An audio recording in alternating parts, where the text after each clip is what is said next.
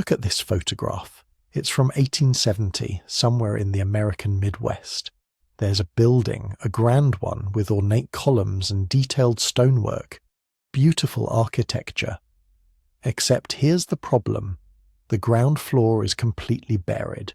The entrance, the windows, the foundation, all of it 6, 7, maybe 8 feet underground. People are walking at what should be the second story, using it as street level. And this isn't just one building, it's entire city blocks. Now you might think, okay, that's weird, but there's probably a simple explanation, right? Construction, landscaping, maybe they raise the street level. That's what mainstream historians say. But here's where it gets interesting. There are hundreds of these photographs, thousands maybe, from cities across America, Europe, Asia, all from roughly the same period, all showing the same thing. Buildings half swallowed by earth, as if the ground itself rose up and consumed them, or as if something buried them all at once across the entire world. This is the foundation of what's called the mud flood theory. Not a flood of water, but a flood of mud, earth, sediment. A global catastrophe that supposedly swept across continents sometime in the 1800s, burying entire civilizations, resetting history, erasing whole empires from existence. According to believers, the world we think we know is built on top of another world, one we've forgotten or been made to forget. Now, if you're using this to fall asleep, that's exactly why I make these. So maybe subscribe and tell me, where are you right now, and what time is it? I love checking the comments. It's like, Sydney at sunrise, Seattle at midnight, all happening at once. The mud flood isn't accepted by mainstream historians. Not even close. It lives in the realm of alternative history, conspiracy theories, internet rabbit holes. But that doesn't mean it's not fascinating, because the questions it asks, the mysteries it points to, they're real. Why are so many old buildings partially buried? Where did certain architectural styles come from? Why are there gaps in historical records? What happened to all those grand structures that seem too sophisticated for their supposed time period? Tonight, we're going into these stories, not to prove them, not to debunk them, just to explore them, to understand why people believe in lost civilizations and buried empires, to examine the legends, the folklore, the photographs, the architecture that doesn't quite make sense. This isn't about what's true or false. It's about the stories we tell about the past, the mysteries that keep people searching for answers, and the very human need to believe that there's more to history than what we've been told. The thing about the mud flood theory is that it touches something deep, that feeling that we're missing something, that the official story is incomplete. You walk through an old city, you see buildings that seem impossibly grand for their era, built with techniques that supposedly didn't exist yet. You see windows at ground level that clearly used to be higher. You see doorways buried, staircases that start underground, basement levels that feel like they should be first floors, and you wonder, what if there was a world before this one? What if catastrophe struck and buried it? What if we're living in the recovery period, building on top of ruins we don't even recognize as ruins? These questions might sound crazy to historians with their peer-reviewed papers and archaeological evidence. But to the people asking them, they feel urgent, important, like uncovering a truth that's been hidden for generations. Over the next hours, we'll trace the origins of these beliefs. We'll look at the architecture that inspired them, the photographs that seem to show impossible things. We'll explore global flood legends from cultures around the world, stories of catastrophe and renewal that date back thousands of years.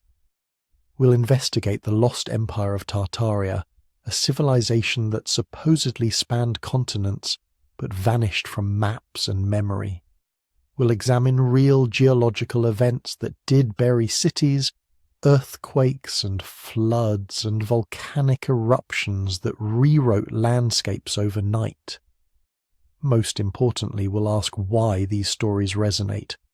What is it about lost civilizations that captures our imagination? Why do we want to believe that we're living on top of buried worlds, that history is deeper and stranger than we've been taught? The truth, as always, is probably more complicated than either the believers or the skeptics want to admit.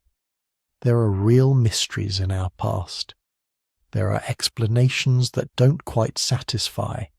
There are questions without good answers. And there are stories, endless stories, whispered across generations, about worlds that came before, catastrophes that reset everything, knowledge that was lost and might still be found. So settle in, get comfortable. Let's dig into the buried earth and see what we find. Let me tell you about a theory that started in the strangest place. Not in an academic journal, not in a documentary series, not even in a published book. The mud flood theory emerged from the depths of internet forums, YouTube videos and Reddit threads around 2016, spreading through online communities like wildfire through dry grass. And here's what makes it fascinating. It wasn't created by conspiracy theorists trying to push an agenda. It was born from genuine curiosity, from people looking at old photographs and asking a simple question. Why do so many 19th century buildings appear to be buried? Because once you start noticing it, you can't stop. Pull up photographs from the 1800s, cities across America, Europe, Asia, and you'll see them. Buildings with windows at ground level that are clearly designed to be basement windows. Doorways half buried, requiring you to descend steps to enter what was obviously meant to be a first floor. Ornate architectural details on what should be upper stories, now sitting at street level. Stone foundations that appear to extend deep underground, far deeper than any basement would reasonably need to go. The pattern is everywhere. Chicago, New York, London, Paris, St. Petersburg, San Francisco. Hundreds of cities, thousands of buildings, all showing the same curious feature. They look buried. Now, conventional history has explanations for this. Urban planners raise street levels to improve drainage and sanitation. Cities built on top of older cities, natural sediment accumulation over decades, individual explanations for individual cases. But here's where the mud flood theory diverged from conventional thinking. What if it wasn't individual cases? What if something much bigger happened? What if there was a single catastrophic event in the 1800s that buried the first floors of buildings across the entire planet? The theory crystallized around a specific claim. Sometime in the 19th century, probably between 1810 and 1850, though dates vary depending on who you ask, a massive mud flood swept across the world. Not water, mud. Thick, dense, catastrophic mud that rose to heights of 10, 15, sometimes 20 feet, burying the ground floors of buildings, covering streets, erasing entire neighborhoods. And then, according to the theory, this event was deliberately hidden from history. The survivors rebuilt on top of the mud, raised their streets, turned their first floors into basements, and never spoke of it again. Or if they did, those records were destroyed, suppressed, erased from the historical narrative by authorities who didn't want people to remember what had really happened. Now, before we go further, let's examine the evidence that sparked this theory, because it's not entirely without foundation. Those photographs are real. The buried buildings exist. You can visit them today in dozens of major cities. The question isn't whether buildings appear partially buried. The question is why. Let's start with the Great Chicago Fire of 1871. This is one of the key events that mud flood theorists point to as evidence of the cover-up. The official story says that much of Chicago burned down in a fire that started supposedly when Mrs. O'Leary's cow kicked over a lantern. The fire destroyed over 3 square miles of the city, left 100,000 people homeless, and killed around 300 individuals. But here's what makes it interesting to mud flood theorists. The rebuilding happened fast. Incredibly fast. Within just a few years, Chicago had transformed from a devastated ruin into one of America's most impressive cities, filled with massive stone and steel buildings that should have taken decades to construct. And when they rebuilt, they raised the street level. The entire downtown area was elevated, sometimes by as much as 10 feet. Buildings that had survived the fire suddenly found their first floors below the new street level. Doorways that had opened at ground level now required descending stairs. Basement windows became ground floor windows. The official explanation is practical. The city needed better drainage, needed to prevent flooding from Lake Michigan, needed to modernize its infrastructure, so they raised everything. Simple urban planning. But mud flood theorists ask, what if the raising wasn't planned? What if they were covering something up? What if the mud came first, and the fire was either a consequence of the disaster or a convenient story to explain the massive rebuilding that had to happen? And Chicago wasn't alone. The Great Boston Fire of 1872, just 1 year later, the Great Seattle Fire of 1889, the San Francisco earthquake and fire of 1906. Throughout the late 1800s and early 1900s, major cities across America experienced catastrophic fires that required massive rebuilding efforts. Each time, streets were raised. Each time, first floors became basements. Each time, the rebuilding happened with remarkable speed. Mud flood theorists see a pattern, not individual disasters, but coordinated rebuilding efforts to hide evidence of a much larger catastrophe. Then there's the European evidence. Cities like St. Petersburg, Russia, where entire blocks of ornate 18th and 19th century buildings sit partially buried. London, where Victorian construction often reveals layers of previous occupation far deeper than conventional archaeology would suggest. Paris, where Haussmann's massive renovation in the 1850s and 60s involved raising street levels across huge sections of the city. In each case, there are practical explanations: improving sanitation, preventing flooding, modernizing infrastructure. But in each case, the result is the same: buildings that appear to have been buried.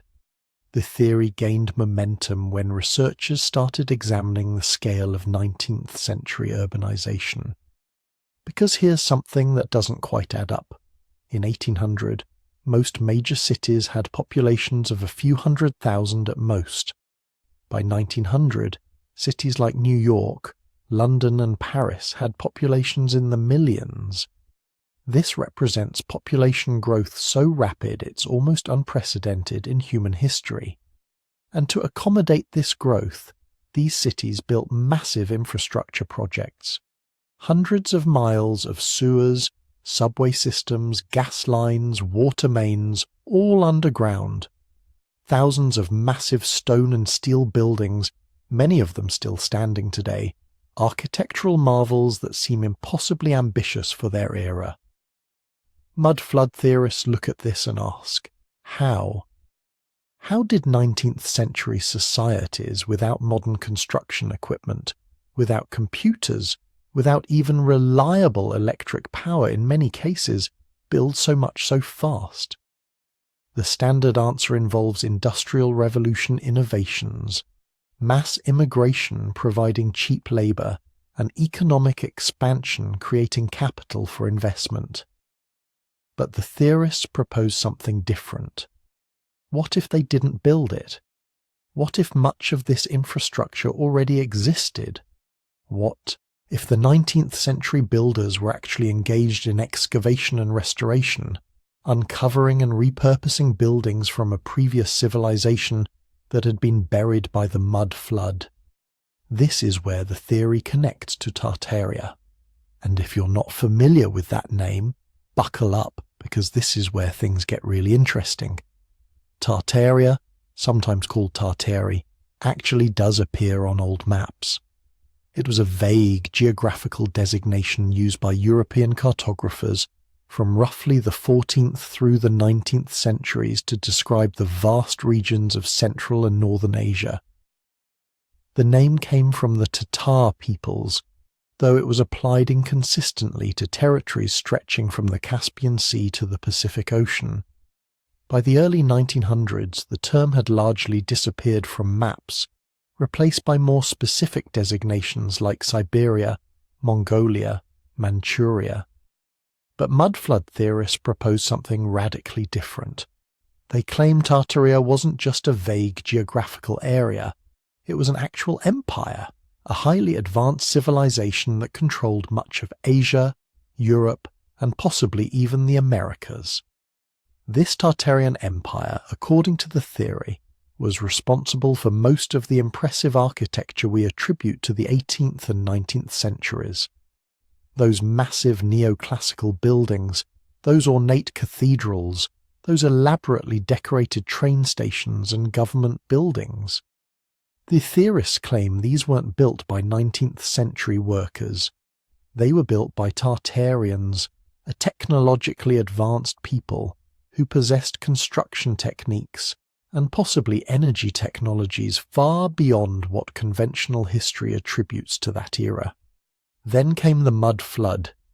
The catastrophe struck, burying Tartarian cities under feet of mud, killing millions, destroying the empire. The survivors, smaller nations and kingdoms that had existed on the periphery of Tartarian power, emerged from the disaster and claimed the ruins. They excavated the buildings, removed just enough mud to make them usable again, and presented them as their own constructions. And because Tartaria had been so thoroughly destroyed, because so many of its people had died, there was nobody left to contradict the new narrative. The conquerors wrote the history books, and Tartaria was erased, reduced to a vague geographical term before being removed from maps entirely. The theory explains, or attempts to explain, several things that conventional history struggles with: the rapid urbanization of the 1800s, the seemingly impossible construction projects, the architectural similarities between buildings in different countries and continents, the buried first floors, the missing historical record from certain periods, and most importantly, it provides a grand unified narrative, not dozens of separate urban planning decisions, not hundreds of individual construction projects, but one story that connects everything. And this is where we need to talk about the psychology of alternative narratives. Because the appeal of the mud flood theory isn't just about explaining architectural anomalies, it's about finding meaning in complexity, about replacing hundreds of small disconnected facts with one big comprehensible story. Human brains are pattern recognition machines. We're incredibly good at spotting similarity and connections. It's a survival skill that served our ancestors well. See 3 people get sick after eating the same plant.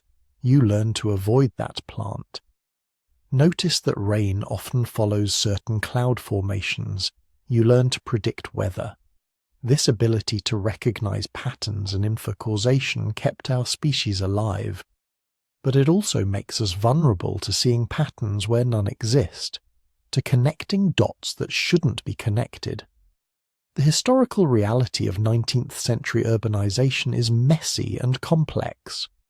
Different cities raised their streets for different reasons at different times. Some did it for drainage, Others did it to bury ruins from fires. Some raised levels to match new bridges or railway stations. Some did it because neighbouring cities had done it, and it seemed like a modern thing to do. Each case requires individual research, understanding local geography, local politics, local economic conditions. It's complicated. It requires holding multiple explanations in your mind simultaneously, accepting that similar effects can have different causes.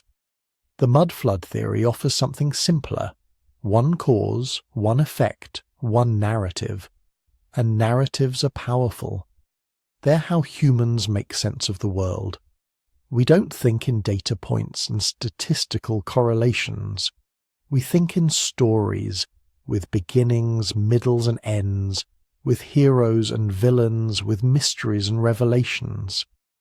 The conventional explanation for buried buildings doesn't tell a story. It's just facts. Drainage systems, urban planning, sediment accumulation. Boring, disconnected, hard to remember. But a global catastrophe, a lost empire, a conspiracy to hide the truth, that's a story. That engages the narrative centres of our brains. That feels meaningful in a way that gradual sediment accumulation never will. And once you have that narrative framework, everything else starts to fit into it. Every old photograph becomes evidence. Every historical gap becomes suspicious. Every architectural similarity becomes proof of a shared Tartarian origin. The theory becomes self-reinforcing, not because new evidence emerges, but because the narrative lens makes existing evidence appear more significant. There's also a democratic appeal to alternative theories like this. Conventional history is written by academics, by institutions, by people with credentials and degrees. There's a gatekeeping aspect to it. You need access to archives, understanding of historical methodology, often knowledge of multiple languages to read primary sources.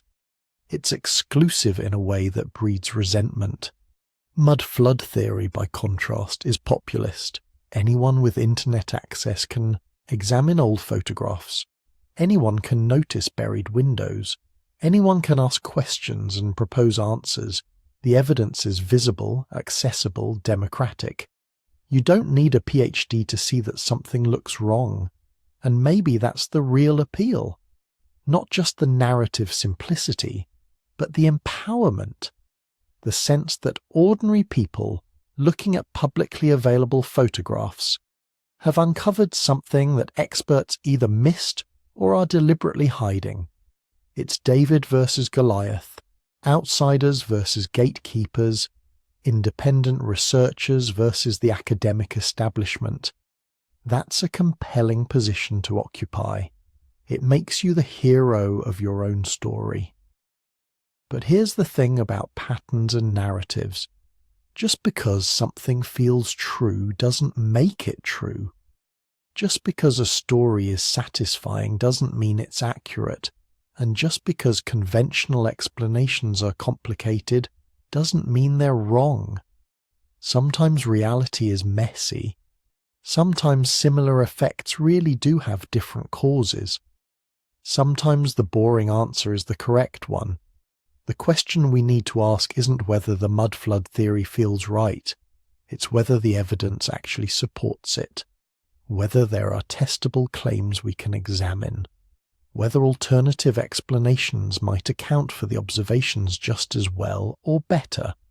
And that's what we're going to do. We're going to look at the evidence. The photographs, the buildings, the geological record, the historical documents. We're going to examine what really happened to those first floors, why streets were raised, what catastrophes actually occurred in the 1800s. We're going to explore the real history of Tartaria, what the term actually meant, why it disappeared from maps. Because the truth, when we can find it, is always more interesting than the fiction, even when it's more complicated, even when it doesn't fit into one neat narrative, even when it requires us to hold multiple explanations in our minds at once. The real story of why our cities look the way they do, of what actually happened in the 19th century, of how rapid urbanization transformed the world, that story is worth telling. And it starts with understanding where the mud flood theory came from, what it's really trying to explain, and why so many people found it compelling enough to believe. Let's talk about something that's literally beneath your feet right now. In dozens of cities around the world, there are entire streets, buildings, storefronts, sometimes whole neighborhoods buried underground. You can walk through them today if you know where to look. Real places with real addresses that were once at ground level, now sitting 10, 15, sometimes 30 feet below the modern street. And if you didn't know the actual history, if you just stumbled into these underground spaces without context, you might think something catastrophic had happened. A flood that buried entire cities. A reset that covered the old world with mud and dirt. Evidence of a lost civilization buried beneath our own. This is where mud flood theory gets really interesting, because unlike some of the more speculative claims, the buried buildings are absolutely real. You can touch them. You can walk through them. You can see storefronts with their doors half buried, windows that now open at ankle level, staircases that lead down instead of up. The question isn't whether these buried structures exist. They definitely do. The question is why, and that's where things get complicated. Start with Seattle. If you visit Seattle's underground tour today, guides will walk you through an entire buried city. Old storefronts, sidewalks, building facades, all sitting 1 to 2 stories below the current street level. You'll see old bank vaults, shop windows, even the remnants of old plumbing and electrical systems. It looks exactly like what mud flood theorists describe, a buried civilization, evidence of a catastrophic event that covered the old world. But here's the thing about Seattle's underground. We know exactly why it's there. We have the city records. We have photographs from when it was happening. We have newspaper articles documenting every step of the process. And the reason isn't a mysterious flood or a reset of civilization. It's much simpler and somehow even more interesting. In 1889, a cabinet maker accidentally knocked over a glue pot. The glue was heated over wood shavings which caught fire. The fire spread to turpentine reserves which exploded. Within hours, 25 city blocks were burning. Seattle was built almost entirely of wood at the time, and the city had chronic problems with flooding, because much of downtown was built on tidal flats that would flood twice a day with the tide. So after the fire destroyed downtown, the city made a decision. They would rebuild, but this time they would raise the street level by 1 to 2 stories to solve the flooding problem once and for all. The property owners didn't want to wait. They started rebuilding immediately at the old ground level. Meanwhile, the city began the massive project of raising the streets. They built retaining walls on either side of the roads, filled in the space with dirt hauled in from nearby hills, and created new streets 1 to 2 stories above the old ones. For years, if you walk down the street in downtown Seattle, you'd have to climb ladders or temporary staircases to cross from one block to another, because the streets were being raised in sections. Eventually, they built proper sidewalks at the new street level, with underground passages connecting buildings to each other. The old ground floor entrances became basements. What had been second-story windows became ground level, and the old sidewalks and storefronts were left underground, eventually sealed up and forgotten until they became a tourist attraction decades later. We know all this happened because it was documented in real time. Photographers captured the process. Engineers, filed plans. Newspapers complained about the inconvenience. This wasn't ancient history or mystery. This was the 1890s. There are people alive today whose grandparents remembered when Seattle's streets were being raised. But if you didn't know that history, if someone just showed you photographs of storefronts buried underground, doors half covered with dirt, windows at ankle level, you might think something catastrophic had happened. And that's exactly what mud flood theorists do with dozens of cities around the world. Take San Francisco. After the 1906 earthquake and fire, the city faced a massive problem. Huge amounts of rubble from destroyed buildings. They needed to clear it fast to begin rebuilding. So they made a practical decision. They used the rubble as landfill to expand the city into the bay. Entire neighborhoods were built on top of this rubble. In some areas, the street level rose by 10 or 15 feet. Buildings that survived the earthquake suddenly found their ground floors partially buried. In the rush to rebuild, many property owners simply converted their old ground floors into basements and built new entrances at the new street level. Today, if you know where to look, you can find buildings in San Francisco with ornate facades, decorative stonework, and architectural details that are partially buried below the modern sidewalk. Windows that clearly weren't designed to be basement windows sitting half underground. Doorways that now open below street level. Without context, it looks exactly like evidence of a civilization burying flood. With context, it's just urban planning and earthquake recovery. But Seattle and San Francisco are recent examples. We have photographs, records, live in memory. What about older cities? What about the medieval European cities where buildings have 2, 3, sometimes 4 levels of basements, and the modern street is 20 feet above what was clearly once ground level? Rome is a perfect example. Modern Rome sits approximately 30 feet above ancient Rome in many areas. You can tour ancient Roman houses where the ground floor is now deeply underground. Streets that Roman citizens walked on are now buried beneath centuries of accumulated debris, and this isn't evidence of a catastrophic flood. It's evidence of time. Here's what happens to cities over centuries. Buildings collapse, wars destroy neighborhoods, fires reduce entire districts to ash and rubble, and almost always people rebuild on top of the ruins rather than clearing them away. It's easier. The rubble provides a stable foundation. Over time, the street level rises gradually, generation by generation. A few inches per decade doesn't seem like much, but over 1,000 years it adds up to 20 or 30 feet. Medieval cities also deliberately raise street levels to deal with sanitation problems. When your city's sewage system consists of throwing waste into the street and hoping rain will wash it away, raising the street level periodically became a public health measure. They'd literally pave over the old filth, creating a new, cleaner street surface.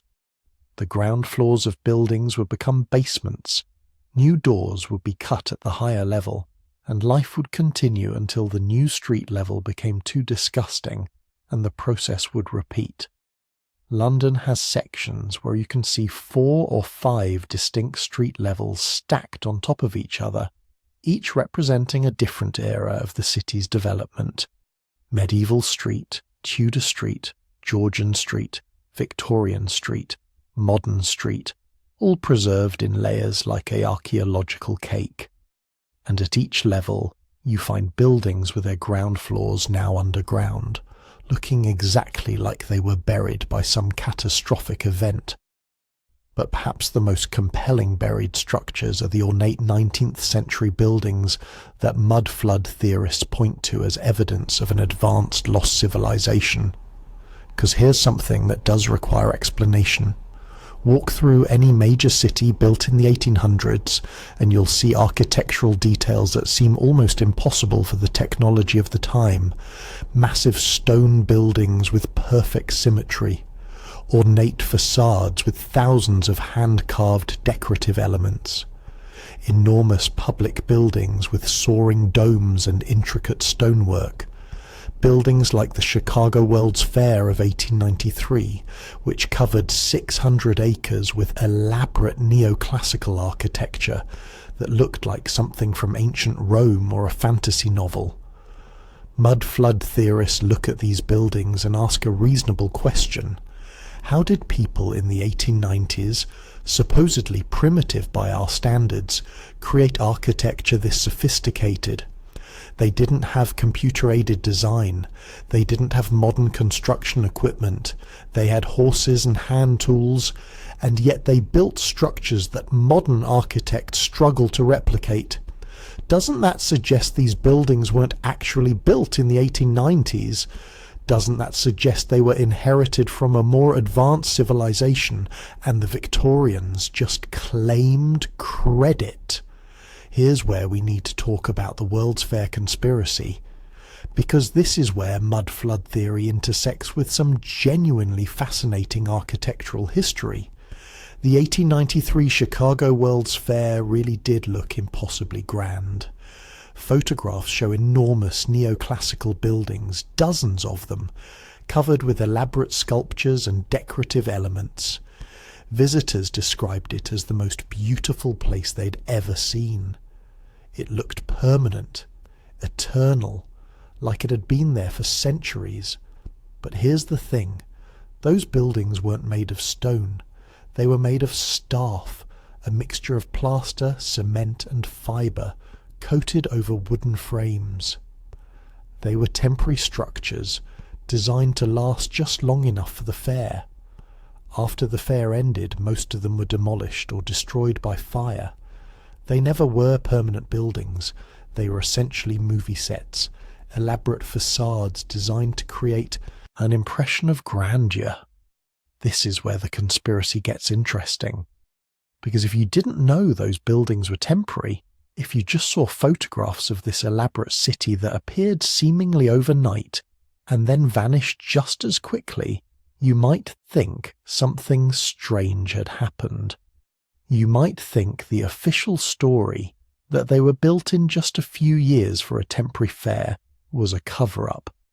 You might think they were actually remnants of a lost civilization that the authorities demolished to hide evidence.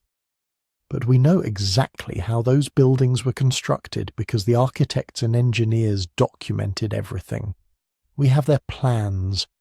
We have photographs of the construction process showing the wooden frames and plaster coating. We have accounts from workers who built them.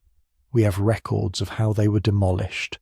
There's no mystery here, just impressive craftsmanship using theatrical construction techniques.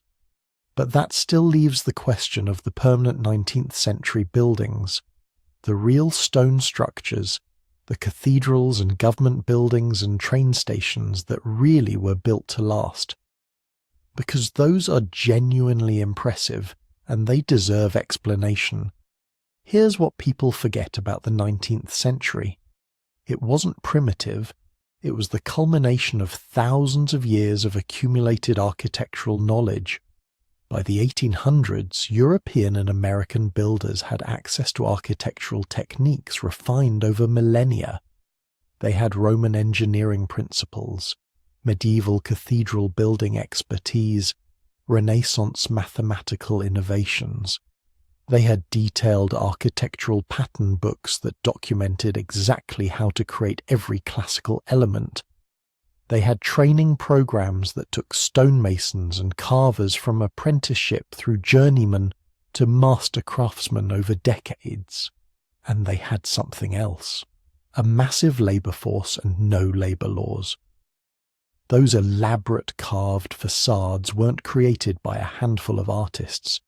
They were created by hundreds of stoneworkers, each spending months or years carving individual elements. That ornate, cornice that looks impossibly detailed. It might have taken a master carver 3 months to complete, working 12-hour days, 6 days a week. Multiply that by hundreds of decorative elements and hundreds of workers, and you can build something that looks impossibly grand by modern standards. We don't build like that anymore, not because we've lost the knowledge, but because we've lost the economic model that made it possible. In the 19th century, skilled labour was relatively cheap, and building materials were expensive, so it made economic sense to invest enormous amounts of hand labour into permanent structures. Today, labour is expensive and materials are relatively cheap, so we build faster using prefabricated elements and simplified designs. But there's another phenomenon that makes historic buildings look buried even when they aren't. Ground level changes naturally over time through a process called soil deposition. Streets accumulate dust, debris, leaves, all organic matter. Rain washes soil down from higher elevations. Rivers flood and leave behind layers of silt. Over decades and centuries, the ground level rises naturally, especially in river valleys and low-lying areas. This is why so many historic buildings have what look like sunken gardens or ground floors that are partially below modern street level. The building hasn't sunk. The ground around it has risen. If you built a house today and came back in 200 years, you might find the ground level 6 inches to a foot higher than when you built it, assuming the area hadn't been deliberately maintained. In wet climates, this process accelerates. In flood-prone areas, it can happen even faster. This is why medieval European cities often have buildings where the original ground floor is now half underground. Not because of some catastrophic mud flood, but because of 2 centuries of normal soil deposition combined with periodic deliberate street raising for sanitation and flood control. But here's where mud flood theory gets something importantly right, even if the interpretation is wrong. Our ancestors really were more capable than we often give them credit for. The default assumption in popular culture is that people in the past were primitive, that technology and capability have only moved in one direction, always forward, always progressing.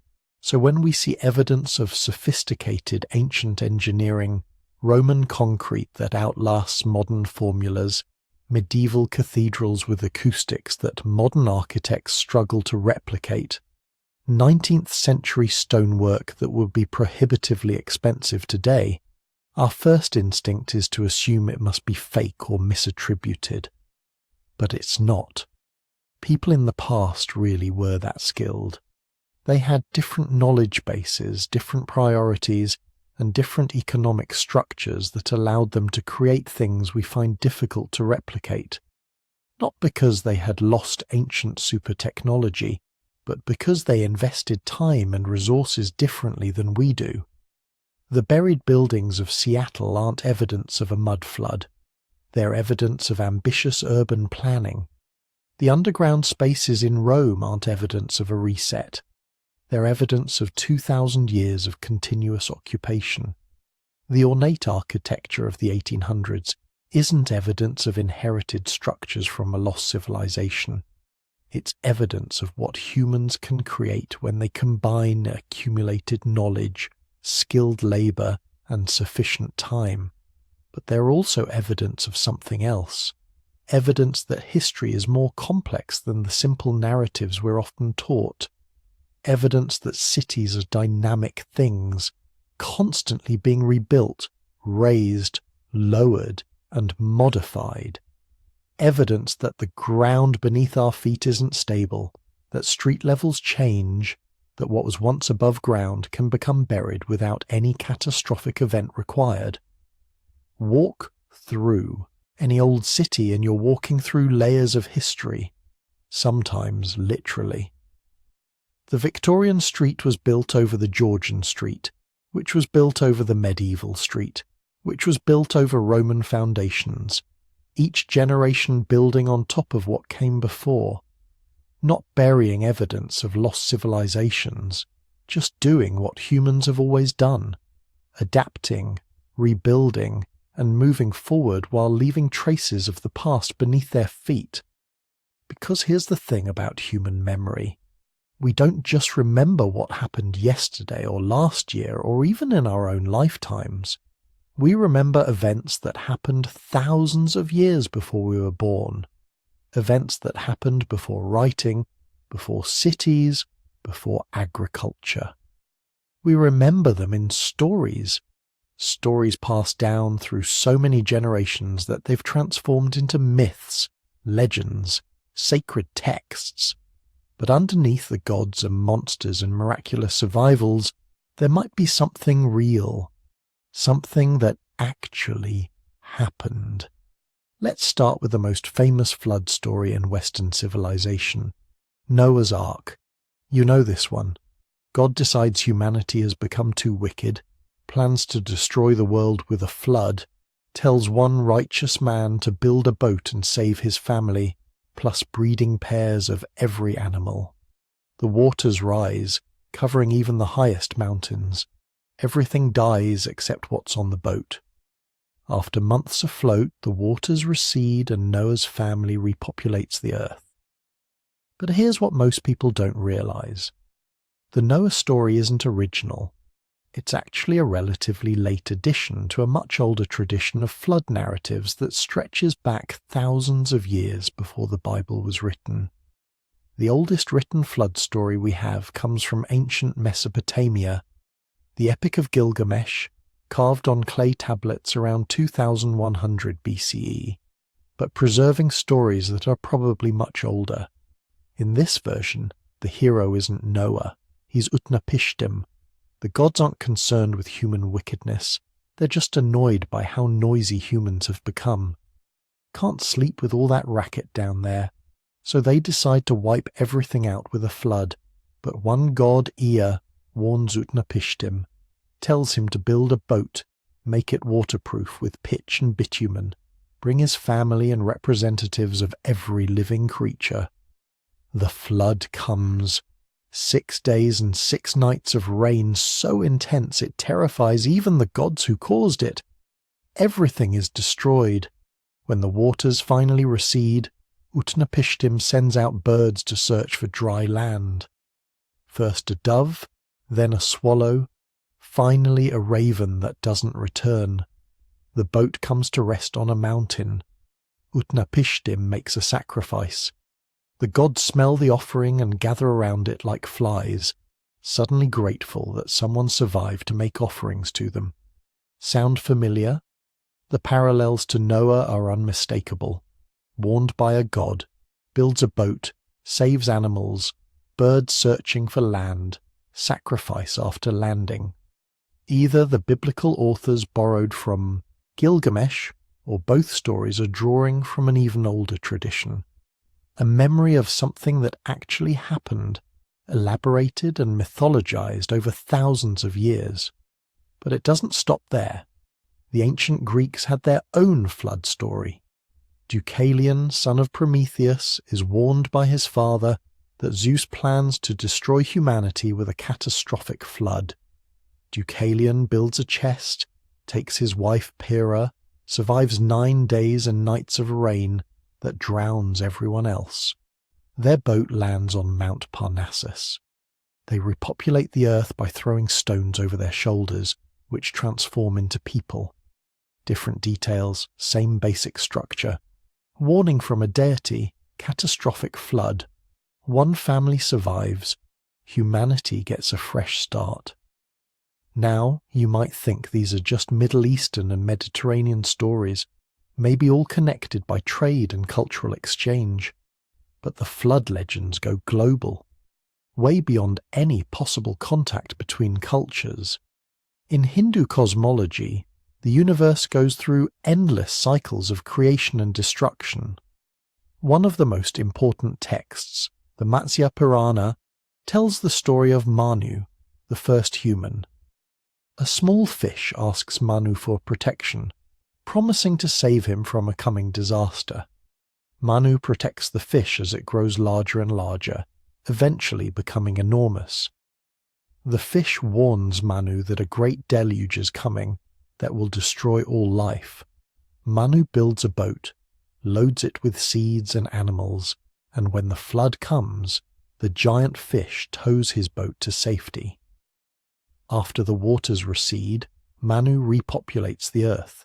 Same story, completely different cultural context. Hindu civilization developed independently of Mesopotamian culture, yet they're telling essentially the same tale. One righteous person warned, builds a boat, survives a world-destroying flood, starts over. The pattern continues in East Asia. Ancient Chinese texts describe legendary floods that covered the earth during the reign of Emperor Yao, around 2300 BCE according to traditional chronology. The waters were so high they reached the heavens. People took refuge in mountains and trees, but still drowned in massive numbers. The situation was so desperate that Emperor Yao appointed a man named Gun to control the floods. Gun tried for 9 years, but failed. Eventually his son Yu took over, and through tireless work dredged channels, created irrigation systems, and finally controlled the waters. The Chinese version focuses more on human effort than divine intervention, but the core is the same. Catastrophic flooding that nearly destroys civilization, narrow survival, and the need to completely rebuild society afterward. Cross the Pacific to the Americas, and the flood stories keep coming. The Aztecs believed the world had been destroyed and recreated 4 times before the current age. One of those destructions was by flood, water covering everything, transforming humans into fish. The Incas told of a flood that drowned everyone except a shepherd and his family who took refuge in a high mountain cave with their llamas.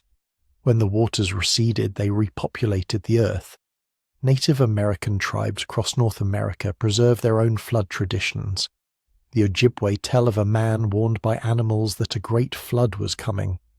He built a raft and saved representatives of each animal species. The Lakota speak of ancestors who survived a world-destroying flood by climbing to high peaks.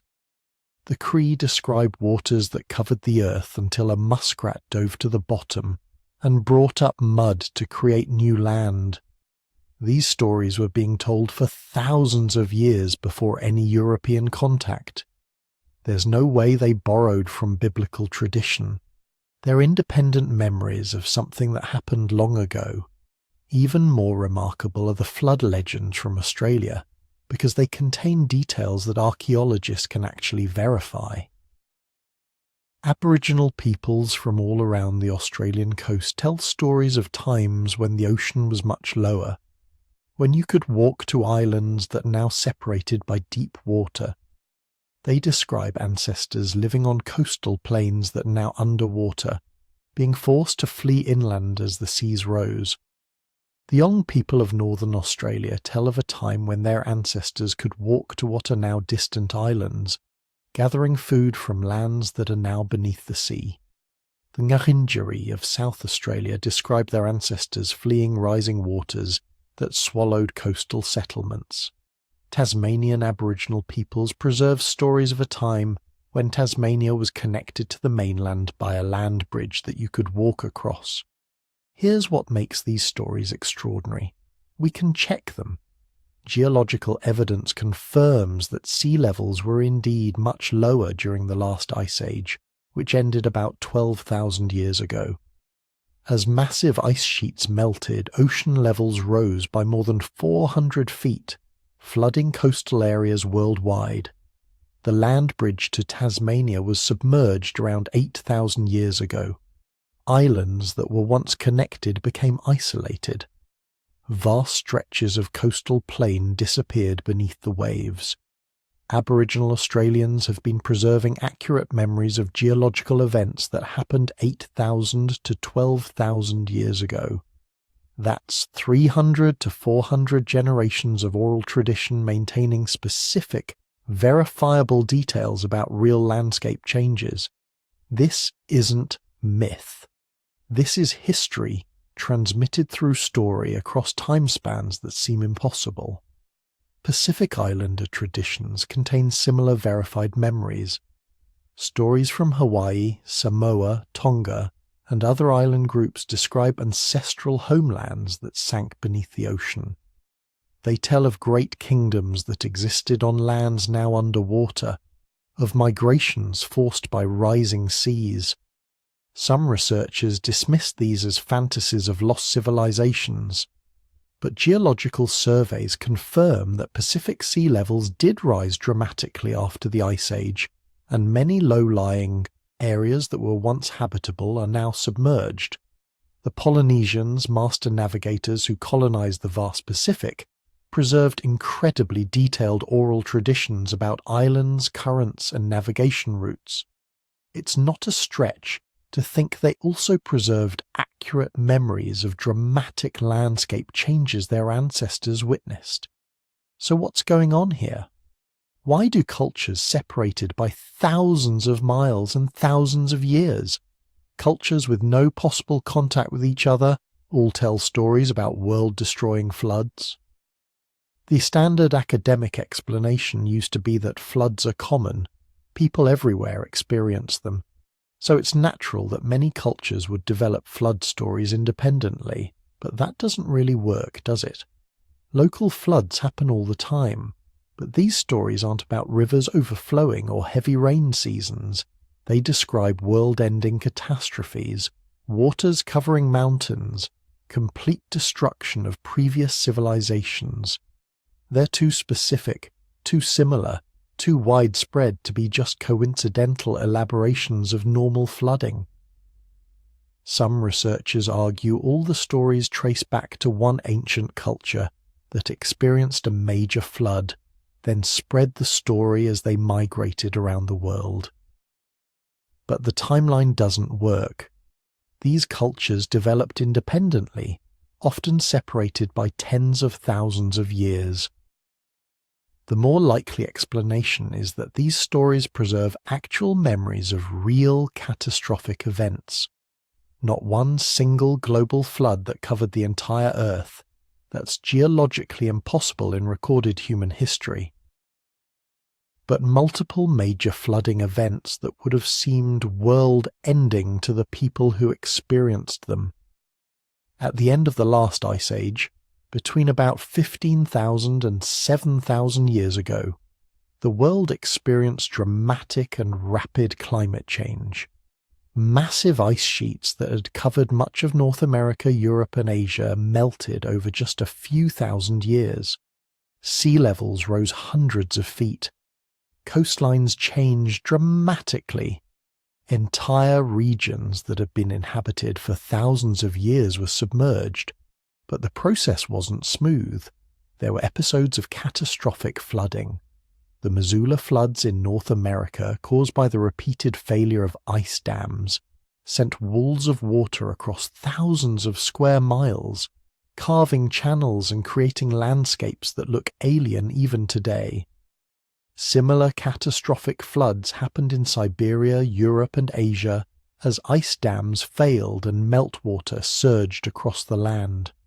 There's also evidence for the Black Sea deluge hypothesis, the idea that around 7,600 years ago, rising Mediterranean waters breached a natural dam at the Bosphorus, flooding into the Black Sea basin with the force of 200 Niagara Falls.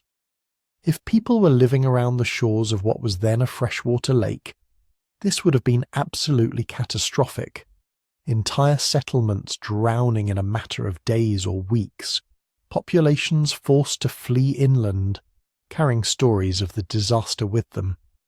Recent geological work has identified multiple other possible catastrophic flood events. The flooding of the Persian Gulf as sea levels rose after the Ice Age. Major tsunami events caused by underwater landslides or earthquakes. Volcanic eruptions triggering sudden massive flooding. Any of these could have been experienced by human populations as world-ending disasters. And here's the key point. When a catastrophe destroys most of your society, when everyone you know dies except a few survivors, when your entire world is literally washed away, you remember it. You tell your children about it. They tell their children. The story gets passed down, generation after generation. Details change, gods and heroes get added, miraculous elements emerge, but the core memory remains. Water came. Everything was destroyed. A few people survived. We started over. Over thousands of years, these memories transform into myths. But they're not fantasies. They're the only history books preliterate societies had. Oral traditions preserving information about real events that shape the human experience. This is why flood legends matter for understanding mud flood theories and lost civilization narratives. They demonstrate that human societies can and do preserve memories of actual catastrophic events across vast spans of time. They show that dramatic landscape changes have happened within human memory. They prove that civilizations have been destroyed by natural disasters, that knowledge has been lost, that people have had to start over from scratch. But they also show something else: human resilience. Every flood story ends the same way. A few survivors, determination to rebuild, civilization emerging again from the ruins.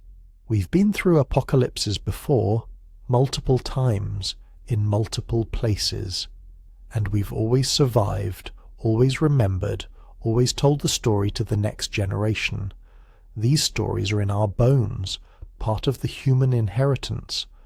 The memory of disasters that nearly destroyed us but didn't. The knowledge that the world can change catastrophically, overnight, without warning. And the confidence that somehow we'll survive anyway.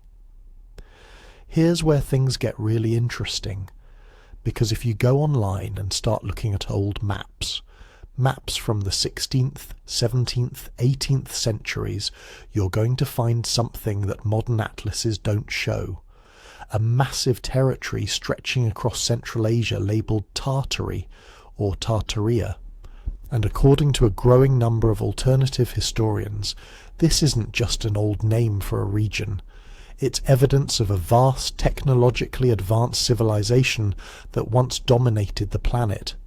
A civilization that was deliberately erased from history. Now, before we dive into the theory, let's talk about what Tartary actually was, because it did exist. European cartographers used the name Tartary or Tartaria to describe the vast expanses of Central and Northern Asia that they knew very little about. The name came from Tartar, a term Europeans used for various Turkic and Mongol peoples, mixed with the Latin suffix "ia" for a region. So basically, land of the Tartars. On old maps you'll see it divided up. Grand Tartary covering most of Central Asia, Chinese Tartary in the east, Muscovite Tartary in the north, independent Tartary, Free Tartary. These weren't unified political entities. They were European attempts to label vast territories inhabited by nomadic peoples, settled khanates, and various ethnic groups that didn't fit neatly into European categories of nationhood. The actual history of these regions is complicated. You had the remnants of the Mongol Empire fragmenting into various khanates, the Golden Horde, the Chagatai Khanate, the Dzunga Khanate. You had Turkic peoples, indigenous Siberian groups, the expansion of the Russian Empire gradually absorbing these territories. By the 19th century, most of what European maps had labelled Tartary was either part of the Russian Empire, the Qing dynasty in China, or the Ottoman sphere of influence. The name gradually disappeared from maps, not because of any conspiracy, but because Europeans gained more accurate knowledge of the region and started using more specific geographic and political terminology. But here's what the alternative theory says. Tartary wasn't just a vague geographic label.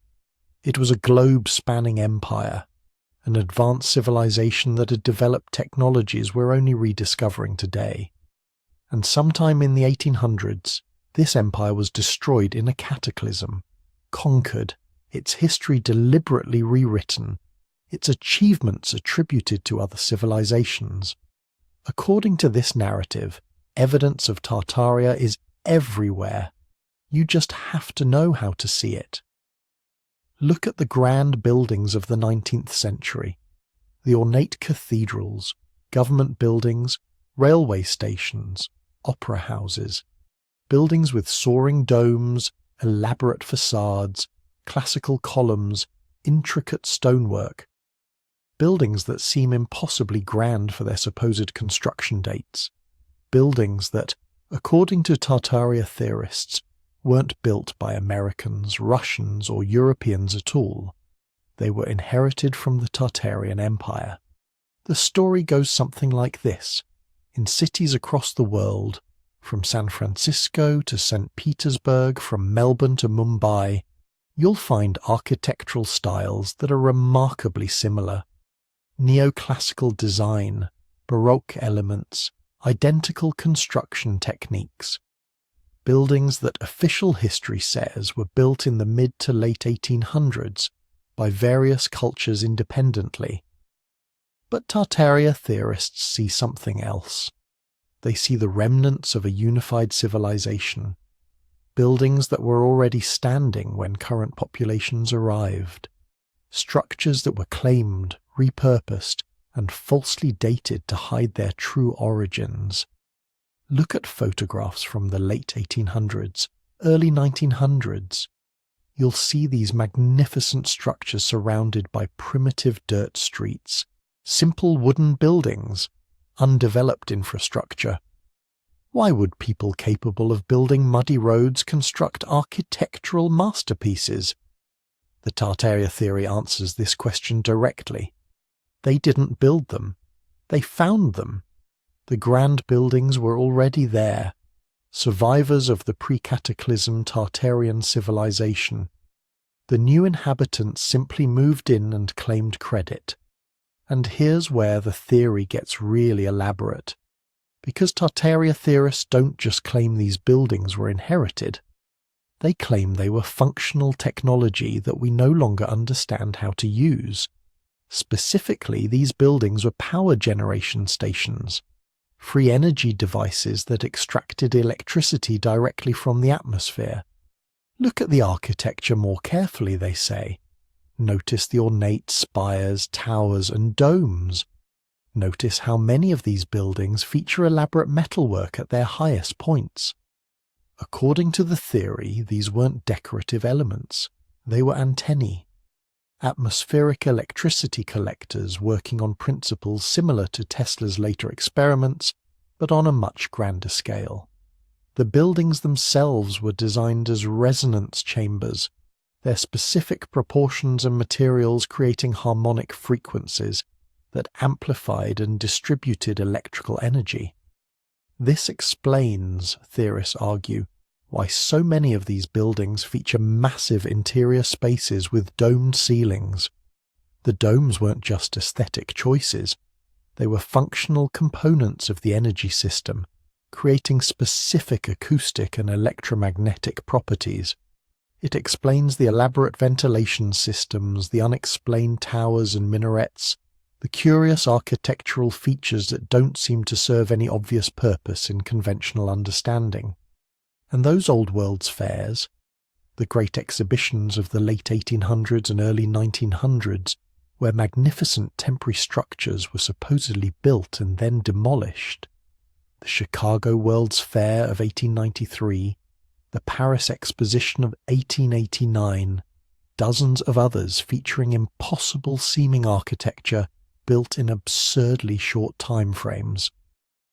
According to Tartaria theorists, these weren't temporary constructions at all. They were existing Tartarian structures, briefly revealed to the public under the guise of being new constructions, then demolished to hide the evidence of the old civilization. the theory extends to explain population movements too.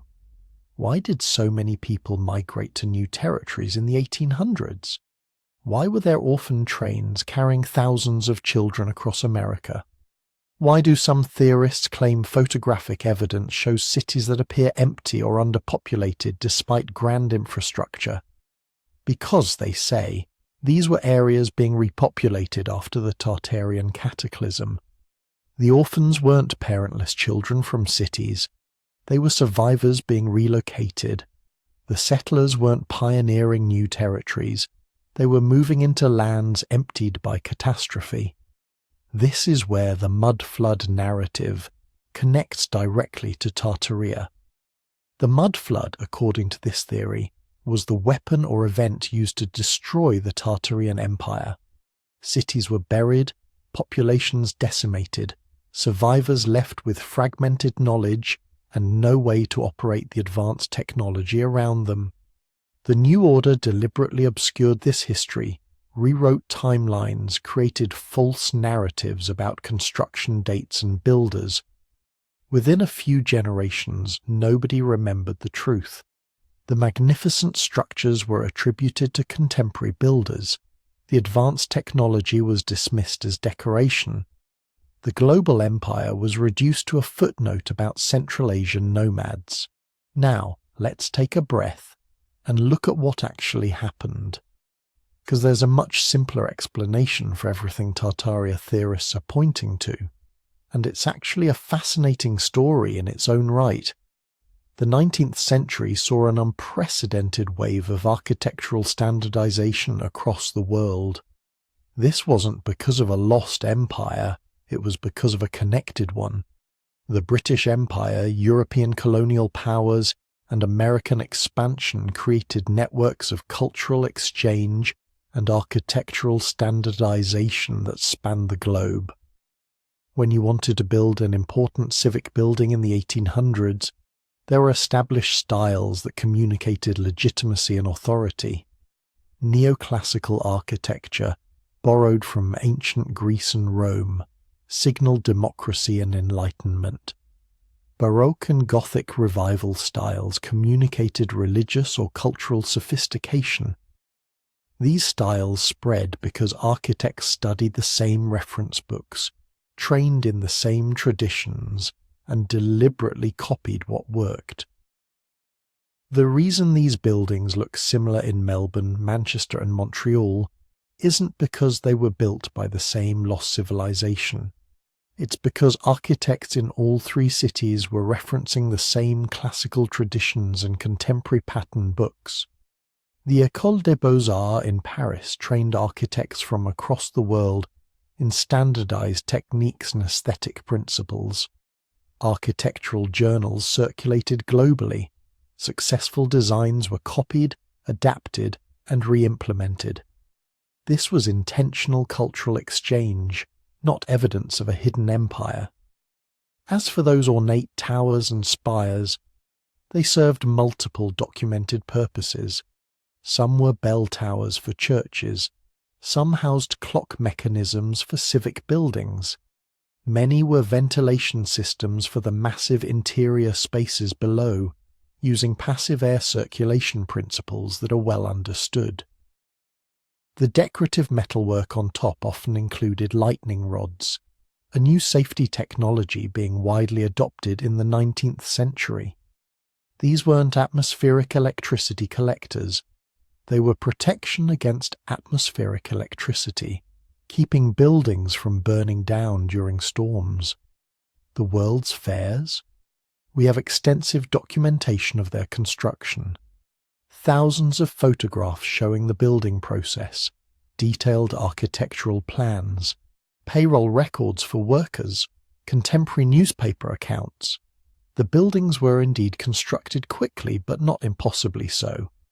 They were designed to be temporary, built from plaster and wood frames rather than permanent stone. That's why they could go up in months and why most were demolished afterward. Keeping them standing would have required extensive maintenance and rebuilding with permanent materials. Most host cities chose not to make that investment, and the reason these magnificent structures sometimes appear in photographs surrounded by unpaved streets and simple buildings. Because in rapidly growing cities, development was uneven. You'd often construct major civic buildings and infrastructure first, while residential and commercial areas were still developing.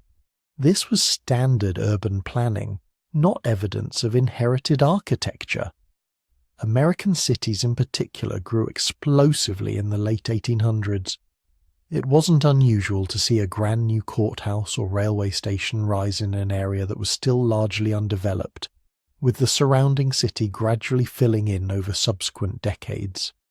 The historical Tartar peoples and Central Asian Khanates had rich, complex histories that don't require imagining impossible empires. The Mongol conquest in the 13th century created the largest contiguous land empire in human history. Its fragmentation left successor states across Asia that maintained sophisticated cultures, trade networks, and cities.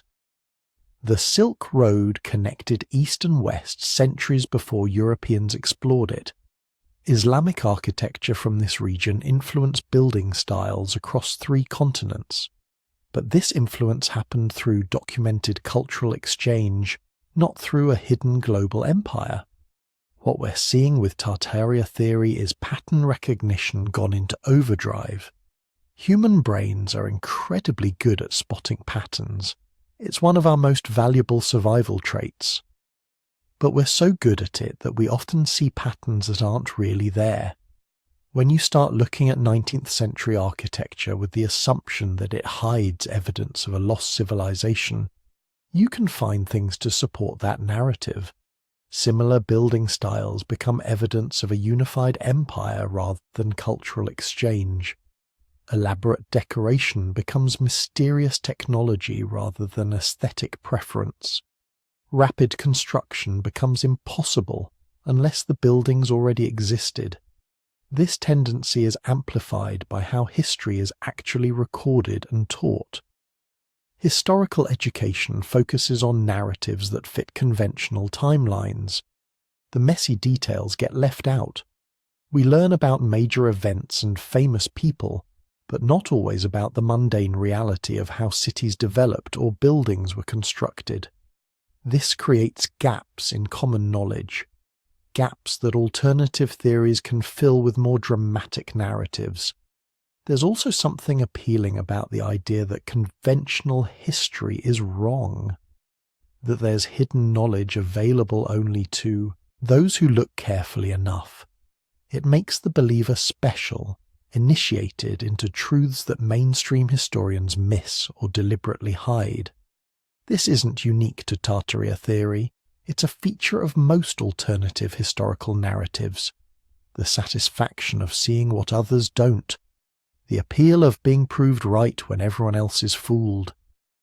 But here's what's genuinely interesting. The questions Tartaria theorists ask aren't completely unreasonable. How did rapidly growing 19th century cities construct such elaborate buildings? Why does architectural style standardize globally during this period? What happened to all the historical record from Central Asian civilizations? These are legitimate questions. They just have less dramatic answers than a lost empire. The reality is that the 19th century was a period of unprecedented technological and social change. Industrialization provided new construction techniques and materials. Steam power and railways moved those materials quickly. Telegraph communication spread ideas across continents. Photography documented the changes. Public education created literate populations that demanded civic institutions. Colonialism and empire building spread European cultural norms globally. All of this happened in a few generations. The world changed faster than it ever had before. That rapid change, documented in photographs and maps but not always well explained, creates the perception of discontinuity. Things look different between 1850 and 1900 because they were different. Cities that barely existed in 1860 were major metropolises by 1890. Technologies that didn't exist in 1870 were commonplace by 1900. This wasn't because of a hidden empire. It was because human civilization was transforming itself at a rate that had never before been possible. As for real Tartary, the actual history of Central Asia in the period when European maps still labelled it thus is full of genuine intrigue. Multiple Hanates competing for control of Silk Road trade routes, the expansion of Russian and Chinese imperial power into territories they'd never fully controlled, indigenous peoples navigating between empires, cultural and technological exchange between East and West, the gradual transition from nomadic to settled lifestyles in some regions while others maintained ancient patterns. This real history is complex, sometimes contradictory, and full of stories that don't fit neat narratives, which is exactly what real history usually looks like. So when you see claims about Tartarian architecture, free energy buildings, and deliberately hidden history, remember this. The 19th century really was a time of dramatic change. Buildings really were constructed quickly using new techniques. Architectural styles really did standardize globally. But these things happened through documented processes: cultural exchange, technological development, economic transformation. The real story doesn't require imagining impossible empires. It just requires understanding that sometimes, especially during periods of rapid change, the mundane truth is actually more remarkable than the fantastic alternative. 'Cause here's the thing about mud flood mythology. Strip away the conspiracy theories, remove the claims about hidden empires and deliberate cover-ups, and you're left with something genuinely fascinating. Real catastrophic floods, real buried cities, real evidence that sometimes entire civilizations can disappear under layers of mud and ash in a matter of hours. The question isn't whether catastrophic floods have buried human settlements. They absolutely have. The question is what actually happened, and whether we need mysterious lost empires to explain it, or whether geology, climate, and the violent nature of our planet can account for everything we see. Let's start with the most famous buried city in history, Pompeii. Everyone knows the story. Roman city, prosperous and wealthy, sitting at the foot of Mount Vesuvius. August 24th, 79 CE, the mountain explodes. Ash and pumice rain down for hours, then comes the surge, superheated gas and pulverized rock moving at hundreds of miles per hour, killing everyone instantly and burying the entire city under layers of volcanic material. But here's what most people don't realize about Pompeii. It wasn't just buried in ash. Much of what covered the city was actually mud. Volcanic lahars, mixture of ash, rock, and water that flows like concrete and hardens almost as solid. When Vesuvius erupted, it ejected millions of tons of material into the atmosphere. That material mixed with moisture in the air and fell as wet, heavy ash. Then came the pyroclastic surges, and after those actual lahars, mud flows triggered by the disruption of the mountain's drainage systems. By the time it was over, Pompeii lay under 13 to 20 feet of volcanic material. The nearby town of Herculaneum got it even worse, buried under more than 60 feet of superheated mud that flowed through the streets like lava, filling every space, penetrating every building. That mud was so hot it carbonized wood instantly, so deep it completely erased the towns from the landscape. For over 1,500 years, nobody even knew where Pompeii was. The city had literally vanished, their locations forgotten, their existence reduced to vague references in ancient texts that scholars weren't entirely sure they could trust. This is a real mud flood. Catastrophic, complete, capable of erasing major population centres so thoroughly that their locations become lost to history. And it's happened countless times throughout human existence. In 1902, Mount Pelée in Martinique erupted and buried the city of Saint-Pierre under pyroclastic flows. 30,000 people died in minutes. The mud and ash came so fast that entire buildings were buried to their rooftops. Survivors described a wall of superheated mud rushing down the mountain faster than horses could run. Today, archaeologists excavating Saint-Pierre find exactly what mudflood theorists describe in their photos. Buildings with only their top floors visible, streets buried under hardened mud, the appearance of a city that sank into the earth. But we know exactly what happened here. We have eyewitness accounts, photographs taken before and after, scientific measurements of the eruption, no mysterious empire needed, no ancient catastrophe, just a volcano doing what volcanoes do, which is occasionally bury everything nearby under massive amounts of volcanic debris. This pattern repeats throughout history. Akrotiri on the island of Santorini, buried by the massive Minoan eruption around 1600 BCE. The ancient Indonesian city of Tambora, destroyed and buried by the 1815 eruption that caused the year without a summer. Armero in Colombia, buried under 15 feet of mud when Nevado del Ruiz erupted in 1985, killing 23,000 people in a matter of hours. Volcanic lahars are particularly devastating because they don't just bury things, they infiltrate. Mud flows into every opening, fills every space, and then hardens like concrete. When it finally solidifies, it preserves everything it covered in remarkable detail, creating the perfect conditions for future archaeologists to find buildings that look like they've been deliberately buried, with only their upper stories visible. But volcanoes aren't the only geological process capable of burying entire settlements. Let's talk about earthquakes and liquefaction. Put simply, liquefaction happens when waterlogged soil loses its structural integrity during seismic shaking. The ground literally behaves like a liquid. Buildings don't collapse, they sink. Roads don't crack, they submerge. Entire neighborhoods can drop several feet in seconds, then get covered by mud and water flowing in from surrounding areas. The 1964 Alaska earthquake triggered massive liquefaction across Anchorage.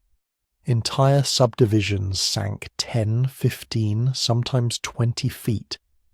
Houses that had been on ground level ended up with only their roofs visible. Cars, roads, trees, all submerged beneath mud and sediment that flowed in to fill the voids created by the sinking land. In the 2011 Christchurch earthquake in New Zealand, liquefaction was so severe that some areas of the city had to be completely abandoned. Buildings sank unevenly, some tilting at crazy angles, others dropping straight down so their second floors became ground floors, buried under feet of liquefied soil that hardened once the shaking stopped. This process can make modern buildings look ancient. A structure built in 2010 can appear centuries old after a major liquefaction event, its lower floors completely buried, its architectural features obscured by hardened mud. Without historical records, archaeologists excavating these sites in the distant future might assume they're looking at much older structures that were gradually buried over time. And that brings us to the more gradual processes. Because not all catastrophic burials happen in minutes.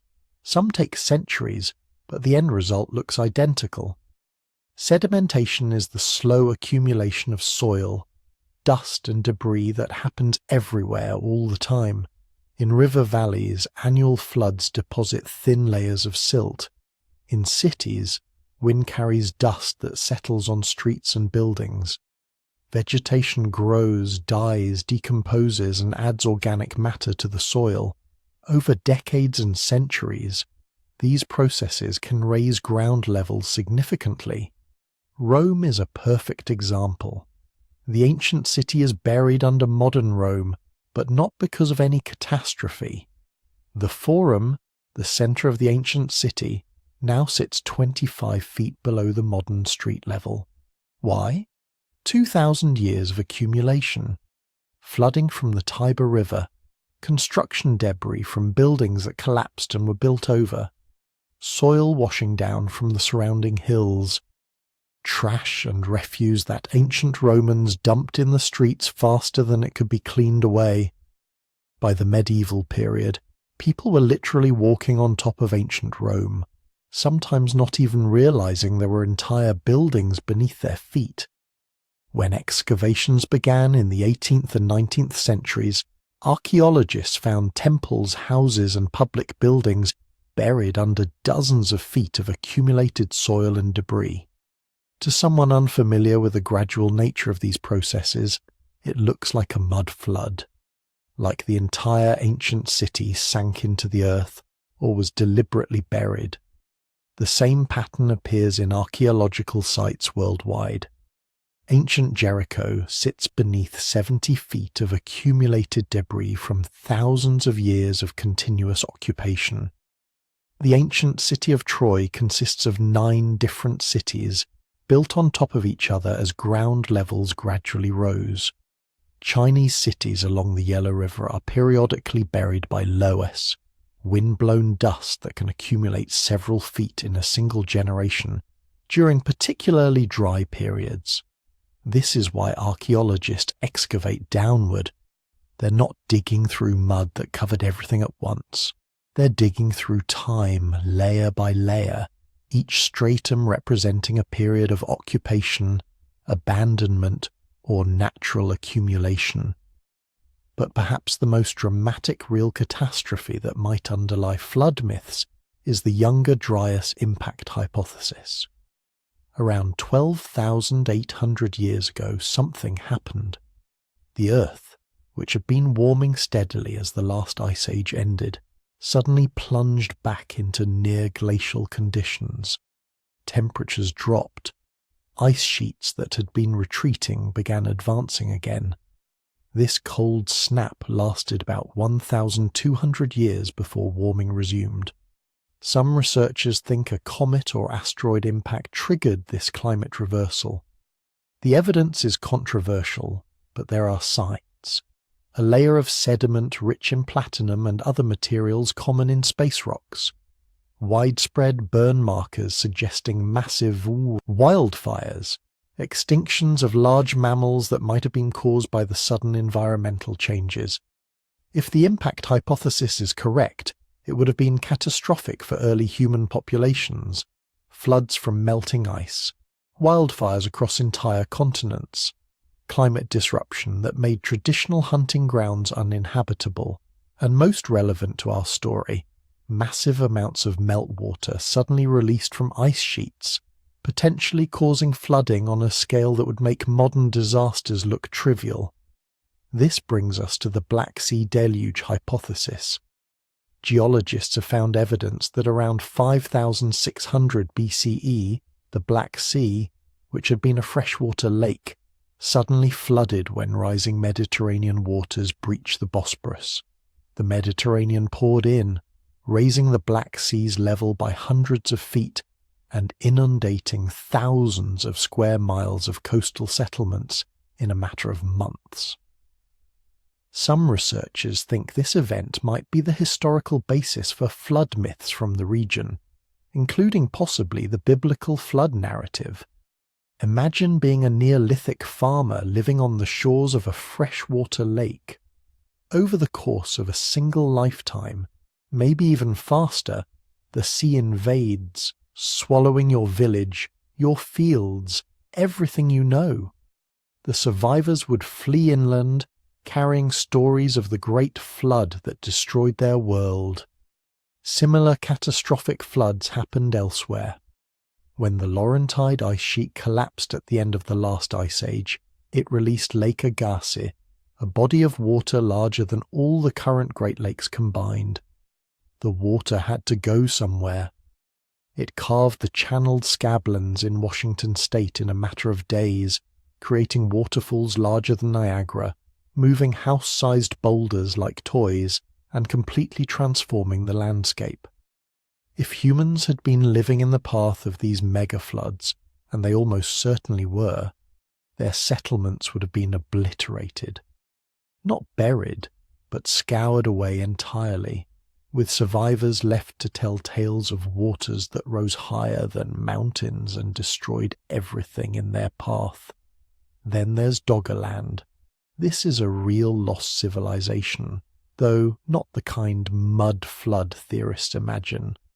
Doggerland was a landmass that connected Britain to continental Europe during the last ice age. When sea levels were 400 feet lower than today, it wasn't just a land bridge. It was a vast inhabited territory with rivers, hills, forests, and communities of Mesolithic hunter-gatherers. As the ice melted, Doggerland gradually shrank. First it became an island, then an archipelago, then finally around 6,500 BCE, it disappeared beneath the North Sea. Fishing boats today occasionally pull up stone tools and even fossilized human remains from what was once dry land. The people of Doggerland watched their world slowly drown. Generation by generation, the sea advanced. Coastal settlements had to be abandoned. Hunting grounds became marshes, then lagoons, then open water. Eventually the survivors fled to higher ground in what is now Britain and Europe, carrying memories of a lost homeland beneath the waves. The same story played out in Sunderland, the vast continental shelf that connected Southeast Asian islands during the Ice Age. At its maximum extent, Sunderland was larger than India. It likely supported substantial human populations. As sea levels rose, it vanished, leaving behind only the islands we see today. The survivors' flood myths might have been passed down for thousands of years, transforming into legends of lost kingdoms and drowned civilizations. And then there's Göbekli Tepe in Turkey, which isn't buried by any catastrophe, but deliberately. Around 10,000 years ago, unknown people built massive stone temples decorated with elaborate carvings. Then, for reasons nobody understands, they carefully filled the entire complex with debris and soil, burying it so completely it wasn't rediscovered until 1994. Why would anyone bury such an enormous undertaking? We don't know, but it proves that humans have been deliberately burying significant structures for at least 12,000 years, not to hide them from future historians, but for reasons that made sense in their cultural context. Religious transformation, perhaps, political change, or simply the completion of whatever ritual purpose the site served. The real history of catastrophic floods and buried cities is remarkable enough without inventing mysterious empires. Volcanoes that erase entire regions in hours, earthquakes that make the ground behave like liquid, climate changes that drown continents over centuries. These are the actual mechanisms that have buried countless human settlements throughout history. They explain everything we see in the archaeological record. The buildings with only upper floors visible, those are from volcanic lahars or liquefaction. The cities buried under dozens of feet of soil, those are from centuries of gradual sedimentation. The flood myths found in cultures worldwide, those are memories of real catastrophes, from the Black Sea deluge to the drowning of Doggerland, passed down through generations and transformed into legend. We don't need a worldwide mud flood to explain any of this. We just need geology, time, and the recognition that Earth is a dynamic, violent planet that periodically buries whatever humans build on its surface. The real mystery isn't why so many cities are buried, it's how any ancient structures survive at all. But here's the thing about these mud flood stories, these tales of buried Tartaria and lost civilizations. They're not just about architecture or geology or historical evidence. They're about something much deeper, something that lives in the human mind, something that's been part of our psychology since those early ancestors survived the bottleneck and started telling stories around fires about the world that came before. Because we are a species that needs narratives. That's not a criticism, it's just a fact. Your brain, right now as you're listening to this, is constantly constructing stories to explain what you experience. Every memory you have is actually a story your brain tells itself about what happened. And sometimes those stories are more satisfying, more emotionally resonant than the messy, complicated truth. So let's talk about why lost civilization narratives grip us so powerfully. Why millions of people find the idea of buried empires and hidden knowledge more compelling than conventional history. Why the suggestion that our ancestors were more advanced than we've been told feels not just possible, but somehow right. Start with this basic psychological fact. Humans are pattern recognition machines. That's literally what your brain evolved to do. For millions of years, the humans who survived were the ones who could spot patterns in their environment. The way certain clouds predicted storms, the tracks that indicated dangerous predators, the subtle signs that showed where food could be found. Pattern recognition kept your ancestors alive. But here's the problem with pattern recognition. It's better to see patterns that aren't there than to miss patterns that are. If your ancestor thought they saw a predator in the bushes when it was just wind, they lost nothing by being cautious. But if they failed to recognize a real predator's presence because they didn't see the pattern, they died. So natural selection favored brains that see patterns everywhere, even when those patterns don't actually exist. This is why humans see faces in clouds, why we find meaning in random coincidences, why we construct elaborate theories to explain things that might just be unconnected events. We're wired to find patterns. We can't help it. It's in our DNA, literally selected for over millions of years of evolution. Now apply that to history. You're looking at old buildings with their first floors buried. You're seeing similar architectural styles across different continents. You're noticing that mainstream historians can't explain every single mystery of the ancient world. Your pattern recognition system lights up like a Christmas tree. There must be a connection, it tells you. These things can't be coincidence. There has to be an underlying explanation that ties it all together, and the mud flood narrative provides exactly that.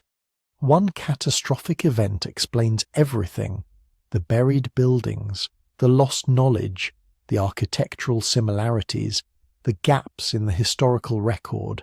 It's elegant, it's comprehensive, it makes sense of things that otherwise seem random or poorly explained. This is deeply satisfying to the human mind. Psychologists call it the need for cognitive closure, the desire to have questions answered, uncertainties resolved, patterns completed. Ambiguity is uncomfortable. Not knowing is stressful. A comprehensive explanation, even one that challenges conventional thinking, provides psychological relief. But there's something else going on too, something more profound. The idea that our ancestors possessed advanced knowledge we've lost taps into a deep human anxiety about progress itself. We're told constantly that civilization moves forward, that each generation knows more than the last, that we're smarter and more advanced than everyone who came before. But look around. Climate change threatens civilization. Nuclear weapons could destroy everything we've built. Technology that was supposed to free us seems to have enslaved us to screens and algorithms. Maybe a part of us whispers, progress isn't inevitable. Maybe civilizations can fall. Maybe knowledge can be lost. Maybe our ancestors knew things we've forgotten. This isn't paranoia. It's actually historically accurate in many cases. The Romans had concrete that lasted millennia. We're still figuring out how they made it. Medieval craftsmen built cathedrals using techniques we can't fully replicate. Ancient astronomers calculated celestial mechanics with stunning precision using nothing but patient observation and mathematics. Knowledge does get lost. Technologies do disappear. Civilizations do fall. So when someone suggests that there was an advanced civilization we don't know about, that there was a catastrophe that buried their achievements, that history is hiding something, they're not proposing something completely absurd. They're extrapolating from patterns that actually exist. The fact that they might be wrong about the specifics doesn't mean the underlying anxiety is unjustified. And let's be honest about something else. Mainstream history isn't always satisfying. It's full of gaps, uncertainties, and unanswered questions. Archaeologists will tell you they don't know something rather than speculate. Historians will say the evidence is insufficient to draw conclusions. This is intellectually honest, but it's not emotionally satisfying. You want to know what happened, you want explanations, you want the story to make sense. And when the experts say, "We don't know, we may never know, the evidence was lost to time," that's frustrating. It feels incomplete. So when an alternative theory comes along that says, "Here's what really happened, here's the pattern they're not seeing, here's the truth they're hiding," it provides something mainstream scholarship can't. Closure. Completion. A story that makes sense. There's also the psychological appeal of hidden knowledge itself. Humans love secrets. We love the idea that there's something important that most people don't know but we've figured out. Psychologists call this the conspiracy theory mindset, but that term is loaded and not entirely fair. It's really about the human need to understand, to be in the know, to have special insight. Think about how satisfying it feels when you figure something out that others haven't seen, when you connect dots that were right there but nobody else noticed. That's a real pleasure, a genuine intellectual satisfaction. Alternative history theories provide that feeling. You're not just passively accepting what you're told, you're doing your own research, drawing your own conclusions, seeing patterns that the supposed experts have missed. This is especially appealing in an age when institutions have lost credibility. And let's be clear, they have. Academic gatekeeping is real. The publish or perish culture of universities creates conformity. Theories that challenge established narratives face enormous resistance, regardless of their merit. Scientists and historians have been wrong about major things, sometimes for decades or centuries, because the institutional momentum behind the wrong answer was too strong to overcome. So when someone says, "Don't trust the mainstream historians, they're part of a system that suppresses alternative views," they're not entirely wrong. The system does suppress alternative views, sometimes for good reason because those views are contradicted by evidence, but sometimes just because they're alternative, because they don't fit the established paradigm, because accepting them would mean admitting that previous generations of scholars were wrong about something important. The mudflood theorists point to real problems with academic history. The Eurocentric bias that ignored or downplayed non-European achievements for centuries. The way inconvenient archaeological finds sometimes get dismissed or reinterpreted to fit existing theories. The fact that standard historical narratives often reflect the prejudices and assumptions of the scholars who wrote them, not necessarily objective truth. These are legitimate criticisms. The response shouldn't be, trust the experts, they know better than you. It should be, you're right that scholarship has problems, let's examine the evidence together and see what conclusions we can draw. But here's where it gets tricky, because the same pattern recognition that helps us see real connections can lead us astray. Confirmation bias is real, and it affects everyone, not just believers in alternative theories. Once you've decided that there was a mud flood, you start seeing evidence for it everywhere. Buildings with buried first floors become proof, even though there are multiple mundane explanations for why that happens. Similar architectural styles across cultures become evidence of a lost empire, even though there are only so many ways to stack stones efficiently, and humans independently arrive at similar solutions to similar problems. This is where critical thinking becomes essential.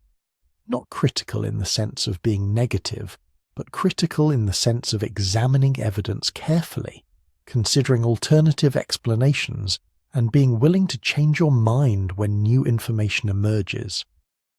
The most intellectually honest position about many historical mysteries is uncertainty. We don't know everything about the past. We probably never will. Archaeological evidence is fragmentary. Historical records are incomplete and biased. There are genuine mysteries that conventional scholarship hasn't adequately explained. But we don't know doesn't automatically mean, therefore this alternative explanation must be true. It means we don't know. The space of uncertainty is real and legitimate. You can sit in that space, comfortable with not having all the answers, curious about what future discoveries might reveal, without committing to theories that require you to ignore or reinterpret vast amounts of established evidence. Here's what's really interesting, though. The appeal of lost civilization narratives isn't just about being right or wrong. It's about wonder. It's about the possibility that the world is stranger and more mysterious than the standard story suggests. It's about maintaining a sense of awe about the past and the possibility of discovery. This is actually healthy. A purely materialistic, purely rationalistic view of history can strip away the magic and wonder. Mainstream archaeology sometimes presents the past in such dry, technical terms that it feels dead. Just dates and artifacts and peer-reviewed papers. But the past wasn't like that. It was lived by real people with hopes and dreams and fears. They looked at the same stars we see and wondered what they meant. They created things we still find beautiful.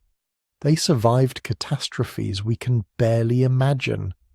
The mud flood narratives, the stories of lost Tartaria, the speculation about advanced ancient civilizations, they're all attempts to reconnect with that sense of wonder, to feel that the past matters, that it has secrets to reveal, that there are still mysteries worth exploring. The problem isn't the wonder. Wonder is good. Curiosity is essential. The willingness to question established narratives has led to genuine historical revelations. The problem is when wonder becomes certainty without evidence, when curiosity stops seeking and starts asserting, when questioning established narratives means rejecting all evidence that contradicts what you want to believe. Because here's the beautiful thing about real history, the messy, complicated, evidence-based version. It's actually more wonderful than the simplified alternative narratives. The story of how humans spread across the planet, adapting to every environment from deserts to Arctic tundra, the way different cultures independently developed agriculture, writing, mathematics, astronomy, the genuine mysteries that remain, like how exactly the pyramids were built, or what caused the Bronze Age collapse, or why humans suddenly started creating art 40,000 years ago. These real historical puzzles don't require us to imagine lost super-civilizations or global catastrophes that erased all records. They just require patience, careful study, and the humility to say, we don't fully understand this yet, but we're working on it. And here's the thing about genuine scholarly research. It's actually full of wonder and mystery and ongoing debates. Archaeologists argue passionately about interpretations of evidence. Historians propose radical new theories that overturn decades of previous understanding. Ancient DNA is rewriting everything we thought we knew about human migration and interbreeding between species. The real story is dynamic, evolving, full of surprises and controversies. You don't have to reject mainstream scholarship to find mystery and excitement in the past. You just have to actually engage with it, read beyond the dry textbooks, follow the cutting-edge research where the real debates and discoveries are happening. So maybe the question isn't whether the mud flood theories are true or false. Maybe it's what psychological needs they're fulfilling, and whether those needs can be met in other ways. The need to question authority, to see patterns, to feel wonder about the past, to believe that there are still mysteries worth exploring. All of these are legitimate and important. The challenge is fulfilling these needs while maintaining intellectual honesty, being curious without being credulous, questioning established narratives without rejecting all evidence, feeling wonder about the past without needing to invent mysteries that aren't there. Because the real past, the actual complex, messy history of humanity, is wonderful enough. You don't need mud floods to make it interesting. You just need to look at it with eyes that can still see wonder in the ordinary miracle of human survival, adaptation, and achievement across hundreds of thousands of years. We are a species that survived near extinction, spread across the planet, developed thousands of unique cultures, and somehow managed to build civilizations despite countless disasters and setbacks. That story, the real one supported by evidence, is more remarkable than any lost empire or buried civilization could ever be. But the psychology that draws us to those alternative narratives isn't wrong. It's deeply human. We're all descendants of people who survived by spotting patterns, by questioning what they were told, by imagining possibilities that others couldn't see. Sometimes that psychology leads us to truth. Sometimes it leads us astray. The key is knowing the difference. And maybe, just maybe, being willing to live with uncertainty when the evidence doesn't clearly point one way or another, because that's where real discovery happens. Not in certainty, but in the questions we're still trying to answer. But here's the thing about all these mud flood legends and tales of lost Tartarian empires. Sometimes when you strip away the speculation and conspiracy theories, you're left with something even more fascinating. Real mysteries, actual unexplained archaeological findings that don't require global cover-ups or alternative timelines to be genuinely puzzling. Because the truth is, we don't have all the answers about human history, not even close. And the more we dig, literally and figuratively, the more we realize how much we don't know. Let's start with something concrete. Something you can go see in a museum right now if you want to feel your understanding of ancient technology completely rearranged. The Antikythera mechanism. Found in a shipwreck off the Greek island of Antikythera in 1901, this device sat in storage for decades because nobody could figure out what the hell it was. Just a corroded lump of bronze with gears inside. Interesting, but not earth-shattering. Then researchers started actually examining it properly, X-raying it, mapping the gear trains, reconstructing how it worked, and what they found was impossible. Except it wasn't impossible because it was right there in their hands. The Antikythera mechanism is a astronomical calculator built around 100 BCE. But it's not just any calculator. It contains differential gearing technology that wouldn't appear again in human history until the 18th century. It could predict eclipses, track the movements of the sun and moon, follow the paths of planets, even account for the irregular orbit of the moon using epicyclic gearing that represents mathematical concepts we didn't think the ancient Greeks understood in quite this way. It's got at least 30 meshing bronze gears in a device no bigger than a shoebox. The precision required to craft those gears by hand is staggering. The astronomical knowledge encoded in its gear ratios is profound. And here's what really keeps archaeologists awake at night. It can't be the only one. Complex devices like this don't just appear fully formed. There had to be earlier versions, simpler prototypes, a whole technological tradition of mechanical engineering that produced this masterpiece. But we've never found any of them. The Antikythera mechanism stands alone in the archaeological record, a technological marvel with no ancestors and apparently no descendants until over 1,500 years later. Did the knowledge get lost? Was it kept secret by a small group of craftsmen who died without passing on their skills? Were there once dozens, maybe hundreds of similar devices that simply haven't survived? We don't know. We may never know. But the device exists. It's not speculation or legend.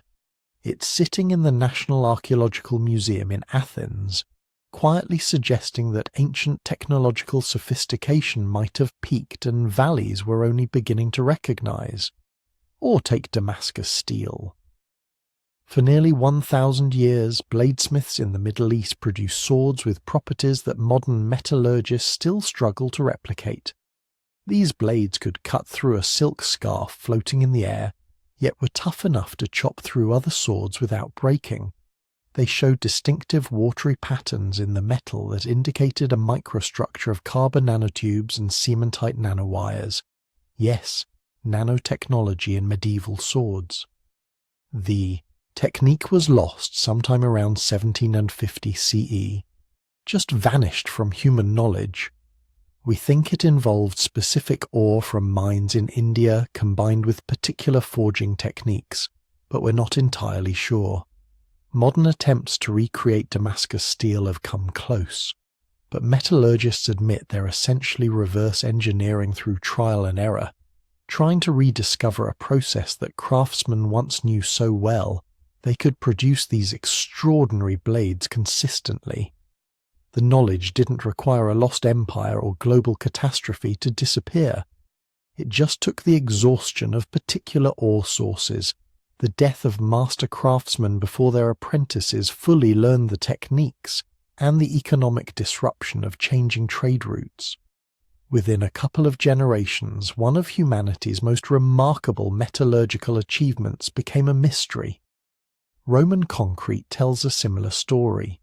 The Romans built harbours, aqueducts, and massive structures like the Pantheon using a concrete formula that has survived 2,000 years of weathering, including underwater exposure to corrosive seawater. Modern concrete starts degrading after 50 years. The Roman formula was lost during the collapse of the Western Roman Empire and wasn't fully understood again until the 21st century. Researchers finally figured out that Roman concrete used volcanic ash in a specific way that created a mineral called aluminum tobermarite, which actually makes the concrete stronger over time, especially when exposed to seawater. The ancient Romans probably didn't understand the chemistry. They just knew that concrete made with ash from certain volcanoes worked incredibly well. They had empirical knowledge that took us centuries to recover and understand scientifically. And how much else was lost? How many other practical techniques, architectural insights, or engineering solutions disappeared during periods of social collapse? only to be slowly rediscovered, or never recovered at all. Then you have entire civilizations that simply vanished, leaving behind monumental architecture and more questions than answers. The Indus Valley civilization flourished for nearly 1,000 years, roughly from 3,300 to 1300 BCE. At its peak, it was larger than ancient Egypt or Mesopotamia, with sophisticated city planning that included grid layouts, advanced drainage systems, standardized weights and measures, and possibly the world's first flushing toilets. The city of Mohenjo-Daro had better urban planning than most modern cities: straight streets, covered sewers, multi-story buildings with private wells and bathrooms. Then around 1900 BCE, it started declining. By 1300 BCE, it was essentially gone. People abandoned the cities, the writing system was forgotten. We still can't read Indus Valley script. Despite thousands of inscribed artifacts, nobody has successfully deciphered it. We don't know what language they spoke. We don't know their religious beliefs. We don't know their political structure or why they declined. Various theories suggest climate change, shifting river patterns, invasion, or disease. But the truth is, we don't know. An entire civilization that lasted longer than the United States has existed so far just faded away, leaving behind ruins we can measure and describe but can't truly understand. The Minoans of Crete met a similarly mysterious end. They built palaces with sophisticated plumbing, created beautiful frescoes, and developed a writing system we've partially deciphered called Linear A. Then around 1450 BCE, their civilization collapsed. The Mycenaeans from mainland Greece took over Crete, and Minoan culture essentially disappeared. Was it the massive volcanic eruption on Thera that devastated the region? Tsunami damage, economic collapse, invasion? Probably some combination, but the specifics remain frustratingly unclear. And Linear A, this script that might tell us about Minoan religion, politics, and daily life, remains largely undeciphered. We can sound out the syllables, but we don't know what language they represent. The ancestral Puebloans in the American Southwest built massive cliff dwellings and complex multi-story pueblos, then largely abandoned them in the 13th century. Chaco Canyon was a massive cultural center with great houses containing hundreds of rooms. Then the people dispersed. Tree ring analysis suggests severe droughts. But was it just drought, or were there social factors, religious changes, conflict over resources? The archaeological record shows migration patterns, but it doesn't explain the full story of why such an established culture would abandon the settlements their ancestors had built over centuries. And let's talk about the structures themselves, the megalithic constructions that still baffle engineers today. Göbekli Tepe in Turkey dates to around 9600 BCE. It's older than agriculture, older than pottery, older than writing by thousands of years. Yet it shows sophisticated architectural planning and stone carving techniques. The stone pillars weigh up to 20 tons. They're carved with elaborate reliefs of animals. And this wasn't built by settled farmers with surplus resources. This was built by hunter-gatherers, people we've traditionally thought of as living hand-to-mouth existences. Yet somehow they organized labor forces, transported massive stones, and created a monumental complex for what was probably religious purposes. It suggests social organization and cultural sophistication far earlier than we previously imagined. Göbekli Tepe didn't rewrite history. It rewrote prehistory. The stone blocks at Baalbek in Lebanon include the largest hewn stone blocks ever used in construction. The stone of the pregnant woman weighs an estimated 1,000 tons. It's still in the quarry, partially cut free from the bedrock. We know the Romans built the temple complex at Baalbek, but these foundation stones might be earlier, and regardless of who cut them, the engineering challenges are immense. How do you transport a 1,000-ton block in the ancient world? How do you even conceive of attempting such a thing? Modern cranes can handle it, but ancient engineers had only ropes, rollers, levers, and human labour. They must have had techniques we don't fully understand. Not alien technology or lost civilizations from Atlantis, just engineering knowledge that wasn't written down, wasn't preserved, and has to be deduced from the physical evidence they left behind. The same applies to Pumapunku in Bolivia. The stone blocks there show extremely precise cutting, some with interlocking joints that fit together with minimal gaps. The precision suggests advanced planning and sophisticated tools, again, not beyond human capability, but representing knowledge we have to reconstruct because it wasn't transmitted to us directly. Here's what's truly humbling. The overwhelming majority of human history wasn't written down. Writing only emerged around 5,000 years ago. Anatomically, modern humans have existed for roughly 300,000 years.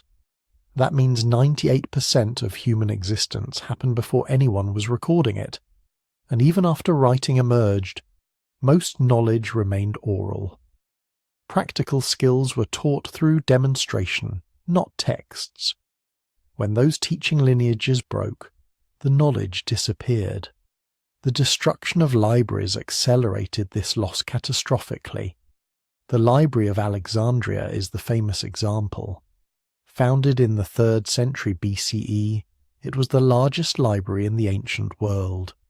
Estimates suggest it contained somewhere between 40,000 and 400,000 scrolls.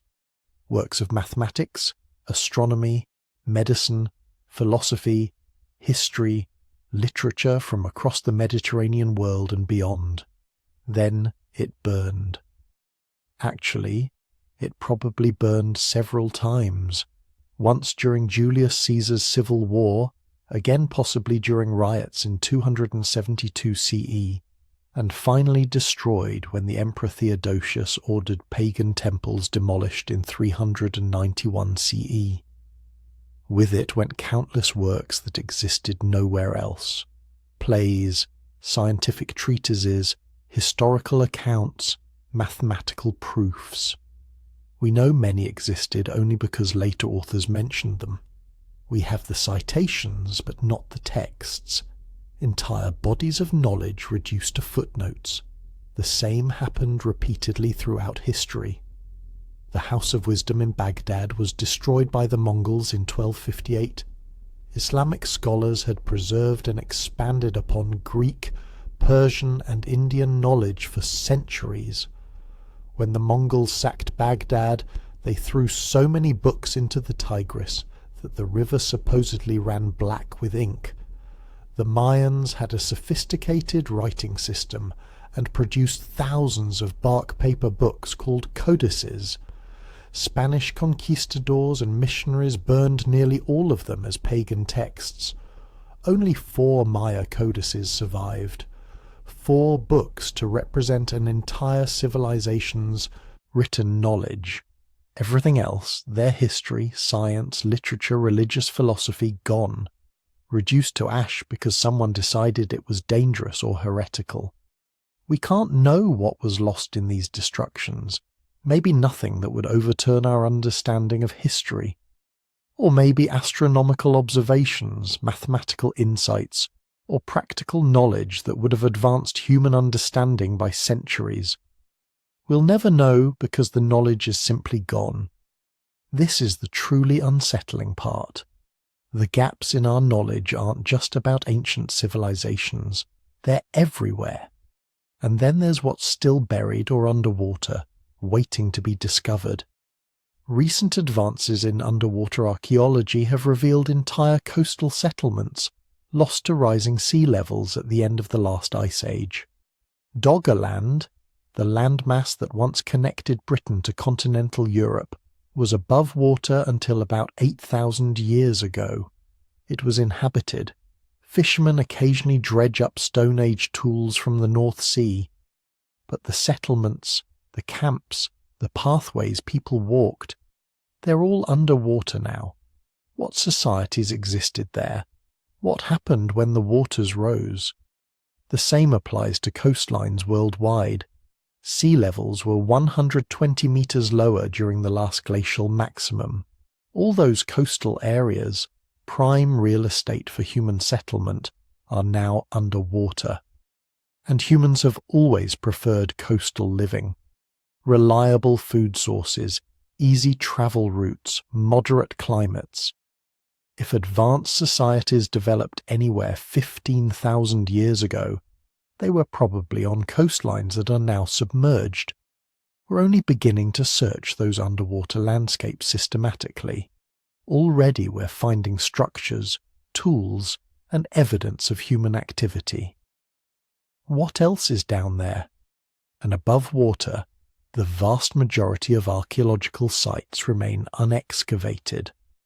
Most of what we know about past civilizations comes from sites that were obvious, easy to access, or stumbled upon by accident.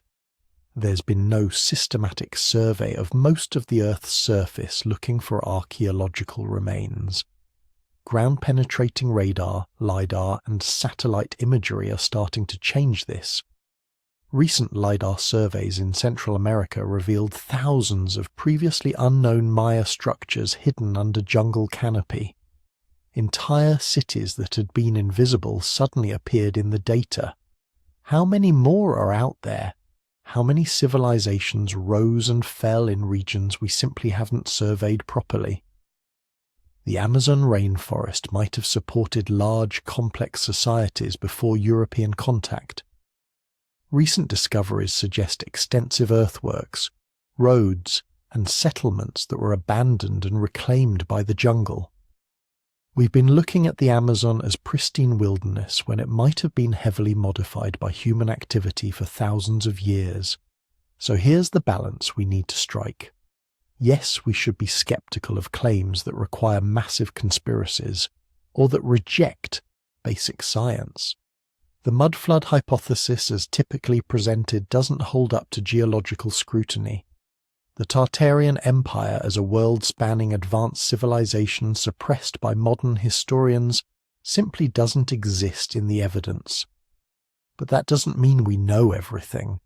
It doesn't mean established archaeology has all the answers. Real mysteries exist. The Antikythera mechanism is genuinely baffling. Damascus steel was genuinely lost. The Indus Valley civilization genuinely disappeared, leaving questions we can't answer. Göbekli Tepe genuinely challenged our assumptions about prehistoric society.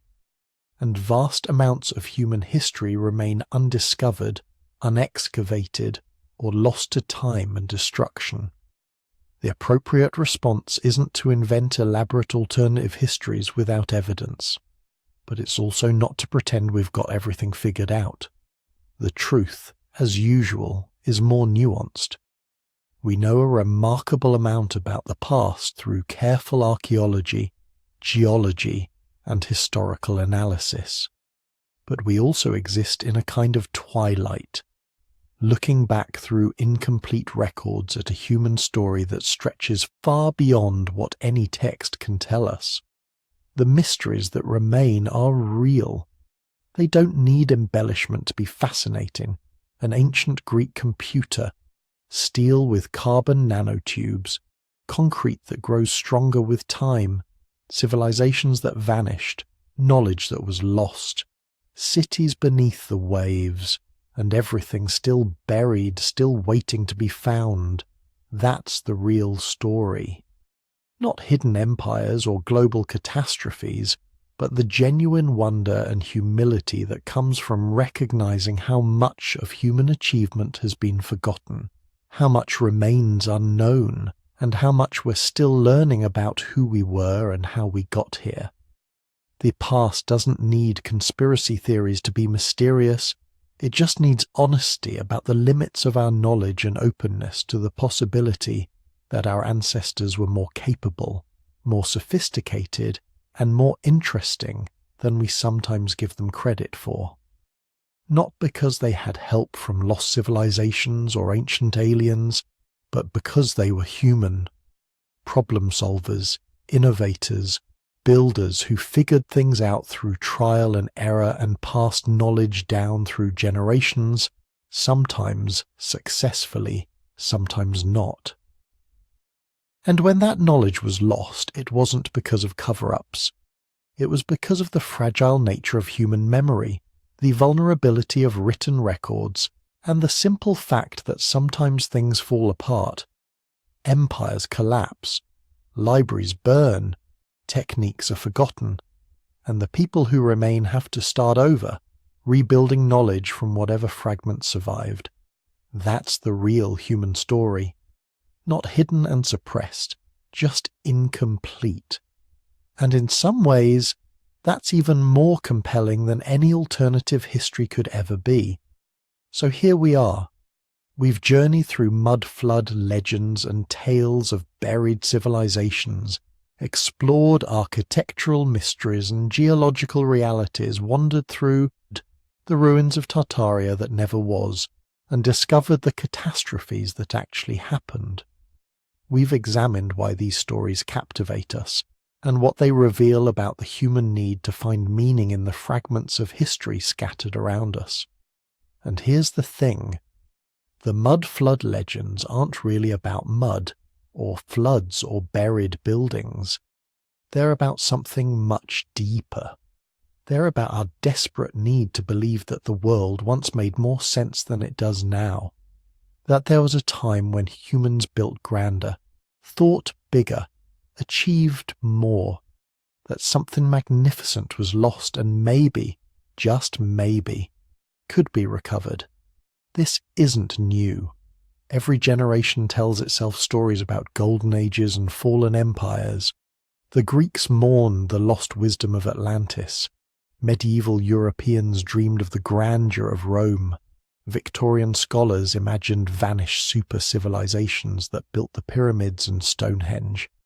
We're just doing the same thing with different details, different mysteries, different architectural anomalies that don't quite fit our expectations.